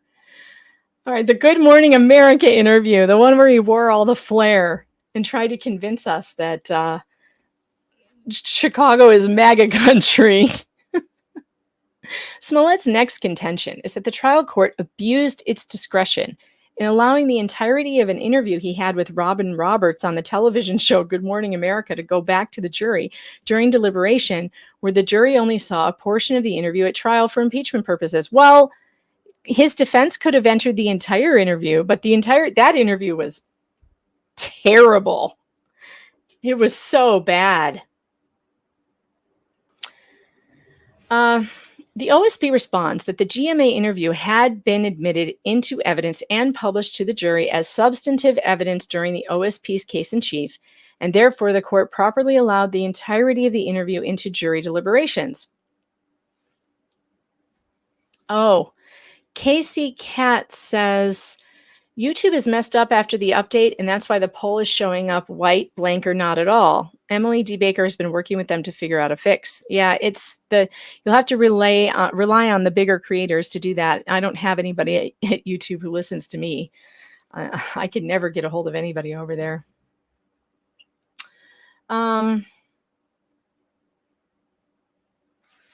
As an initial matter, we note that Smollett does not cite the pages in the record where the GMA interview is allegedly used for information purposes. Illinois Supreme Court. Oh no.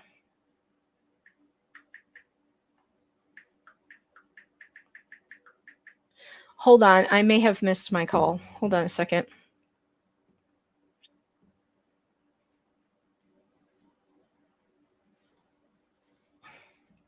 Jeff, can't you pop in here and keep reading this for me while I make a call? Can't you get in here and keep reading? All right, hold on.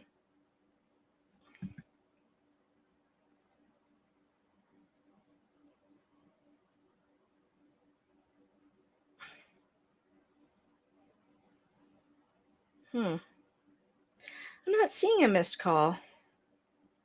Hope I gave him the right number. Hold on.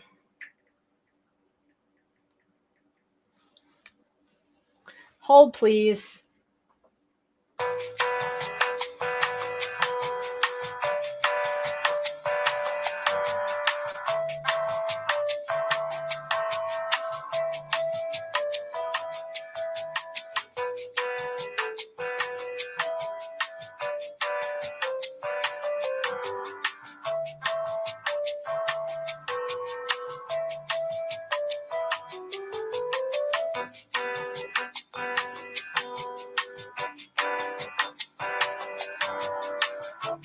Okay. I know the mic is still on. I was just texting. I was just texting. All right.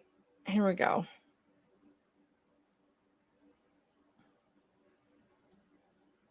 Failure to include. As an initial matter, we note that Smollett does not cite the pages in the record where the GMA interview was allegedly used for impeachment purposes. Illinois Supreme Court rule requires that the appellant's brief include argument which shall contain the contentions of the appellant and the reasons therefore, with citations of the authorities and the pages of the record relied on. Failure to include record citations when the argument requires an examination of the record results in forfeiture of the issue on appeal. Forfeiture aside, we find that the court properly allowed the video of the GMA interview to be taken to the jury room. Okay, so he loses on that one too. No abuse of discretion. Sentence, excessive sentence. Now he says that his sentence is too much. Overwhelming mitigation presented in the sentencing hearing. Blah, blah, blah. For a Class 4 felony, the trial court can sentence a defendant to a term of imprisonment that shall be a determinate sentence of not less than 1 year and not more than 3 years. Wow. The court can also sentence a defendant to periodic imprisonment, which shall be for a definite term of up to 18 months. If the court sentences the defendant to probation, the period of probation shall not exceed 30 months, and the court shall specify the conditions of probation as set forth in Section 563. Okay. Here, the trial court imposed a sentence of 30 months probation with the first 150 days to be served in the custody of Cook County Jail and a fine of $25,000. The sentence was within the statutory sentencing range and thus presumed to be proper. All right, we don't have to go any further. It's proper. Restitution. Also, Smollett argues that the trial court erred in ordering restitution to be paid to the city of Chicago. Oh, no, he didn't. Yeah, you do need to pay back all the money that the taxpayers had to pay for your stupid investigation of a crime you committed on yourself. Sorry, but yeah, no. Yeah, that's ridiculous. The city of Chicago filed an amicus curiae brief on the issue, and the OSP and city both respond that Illinois law allows for the police department to be a victim under the applicable statute, and we agree. We don't even have to go through that. Let's continue. Yeah, the officers were paid. There were loss and damages, tons of them. They were taken off of other cases where people were actually harmed. The police are needed in Chicago. Like, they're busy. This shit was ridiculous. Here, the testimony at trial, 24 to 26 detectives working on the investigation, totaling more than 3,000 hours of work and reviewing 1,500 hours of video footage. Wow. At the sentencing hearing, a victim impact statement from the city of Chicago attested that the police department spent 1,837 overtime hours investigating the false reports, costing the city $130,000. Yeah, it was entitled to restitution because of that. And having found the city was entitled to restitution, we now turn to Smollett's argument that the trial court abused its discretion in ordering him to pay $120,000 to the city because the receipts justifying such restitution were fraught with issues. A trial court's determination on restitution will not be reversed absent an abuse of discretion. So yeah, they're not going to do it. Conclusion. For the foregoing reasons, we affirm the judgment of the Circuit Court of Cook County. And here's the dissenting argument. Justice Lyle, the only one dissenting. A prosecutor is duty-bound by the public to exercise his best judgment in both deciding which suits to bring and in conducting them in court. At times, the exercise of that mandate is done through plea bargaining, the disposition of criminal charges by agreement between the prosecutor and the accused, sometimes loosely called plea bargaining, is an essential component of the administration of justice. Yeah, but he never had that. He never got it in writing. You are fake news. So he had no bargain. Plea bargaining is an important step, or an important and perhaps the central component of our criminal justice system. Yeah, but you got to have it written down. What kind of justice is this person that she doesn't know that? What was her name? Fredrenna Lyle. Oh, Jesus. Fredrenna.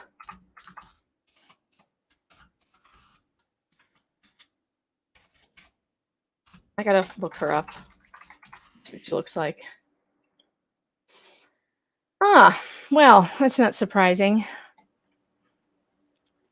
Could there possibly be a racial component to this, or to her defending Jussie Smollett do you think? Here she is, Justice Fredrena Lyle. So I'm not sure that she's incredibly unbiased in this case. She probably voted for Kim Foxx and, you know, likes things the way they are in Chicago, which is friends do things for friends.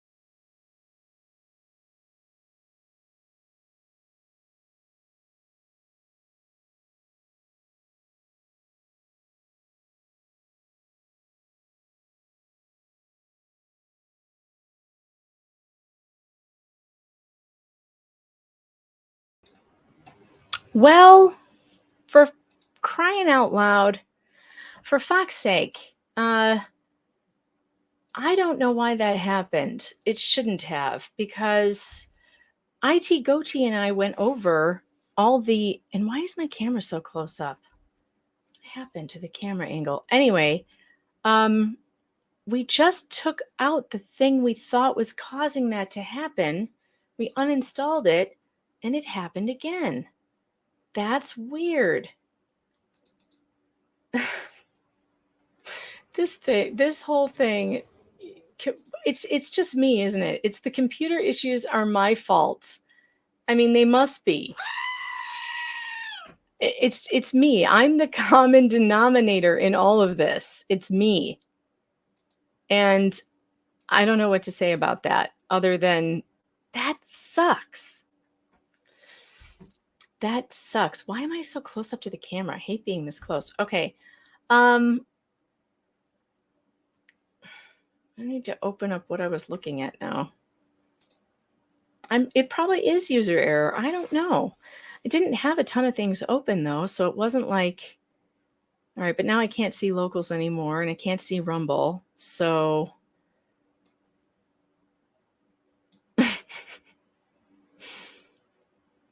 all right, we were just talking about Fredrena Lyle. Maybe YouTube didn't like that. The feds didn't like me saying that there may have been a racial component to her her dissent. All right, hold on.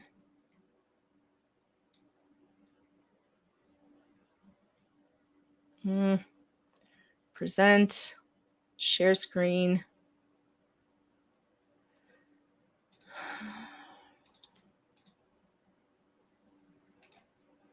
Yeah, YouTube said time to wrap it up.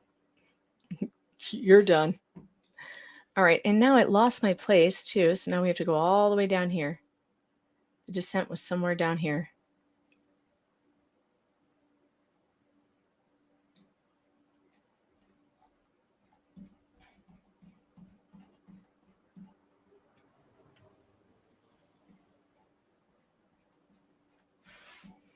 Oh my God, how many pages is this thing? Is this the dissent? I don't even know. Hello? I feel like it was shorter than this.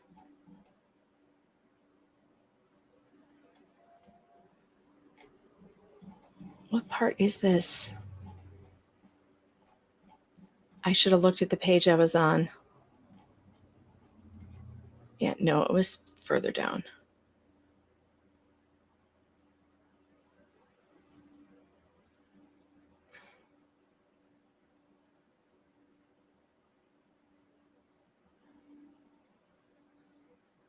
Oh no, her dissent was freaking long.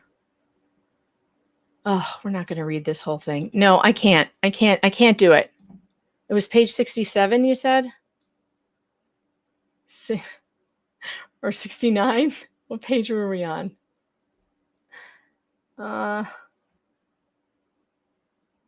67? No, it was before that. Anyway, it doesn't matter. I'm too frustrated by the computer shit, and I'm supposed to be talking to. I got to talk to, quite frankly, about the show. So I'm going to be on with, quite frankly, in January at some time. We don't really need to know what the dissenting opinion was because it's dumb, and it won't matter. And I think Jussie is about to go back to jail, and he needs to serve out the rest of his sentence at the Cook County Hotel. Kate.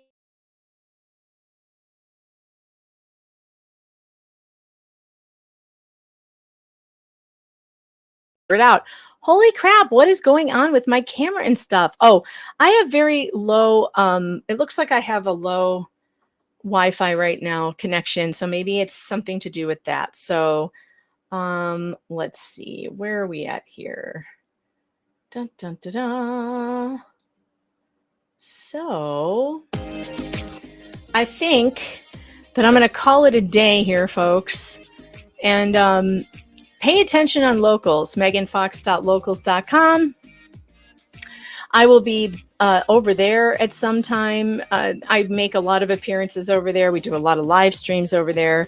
Thanks for being here with me today and hanging out while I geek out over my new buttons.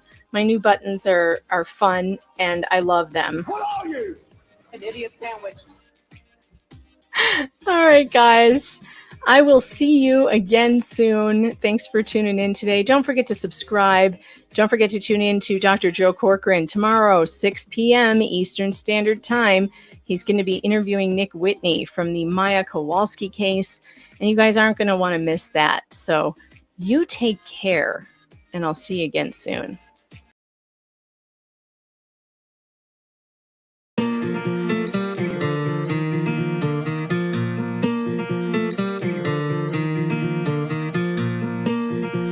Lost, my world is near its end. I almost felt my head is full of a million choices.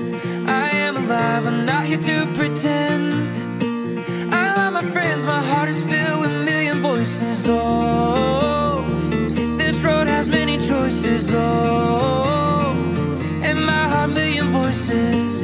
Come next to me, my friend, embrace the sky. I'm not afraid to fly. It's not the time to say goodbye.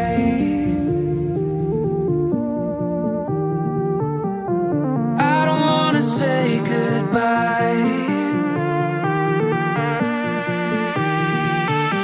No, I don't want to stay.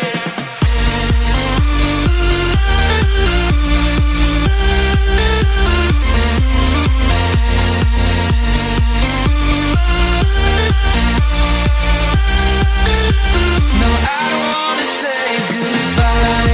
No,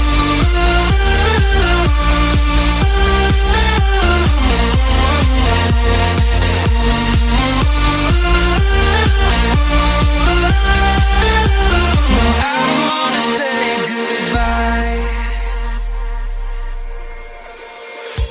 This time I know my road is near its end.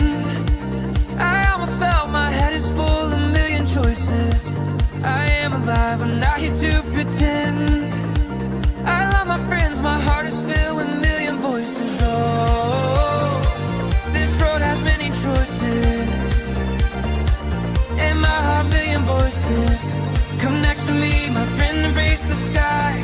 I'm not afraid to fly. It's not the time to say goodbye. I don't wanna say goodbye. No, I don't wanna stay.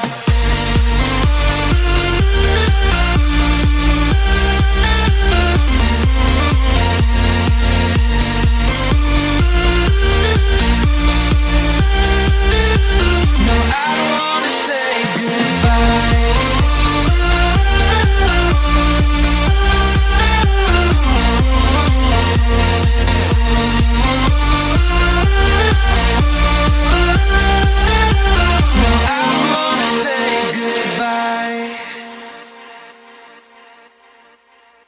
So I take it that Johnny's you've seen problem is he Cameron should John's come bedroom storming before. in there with Yeah. a string of Do you garlic recall what and he some went holy into water. Mr. Batson's cross. bedroom?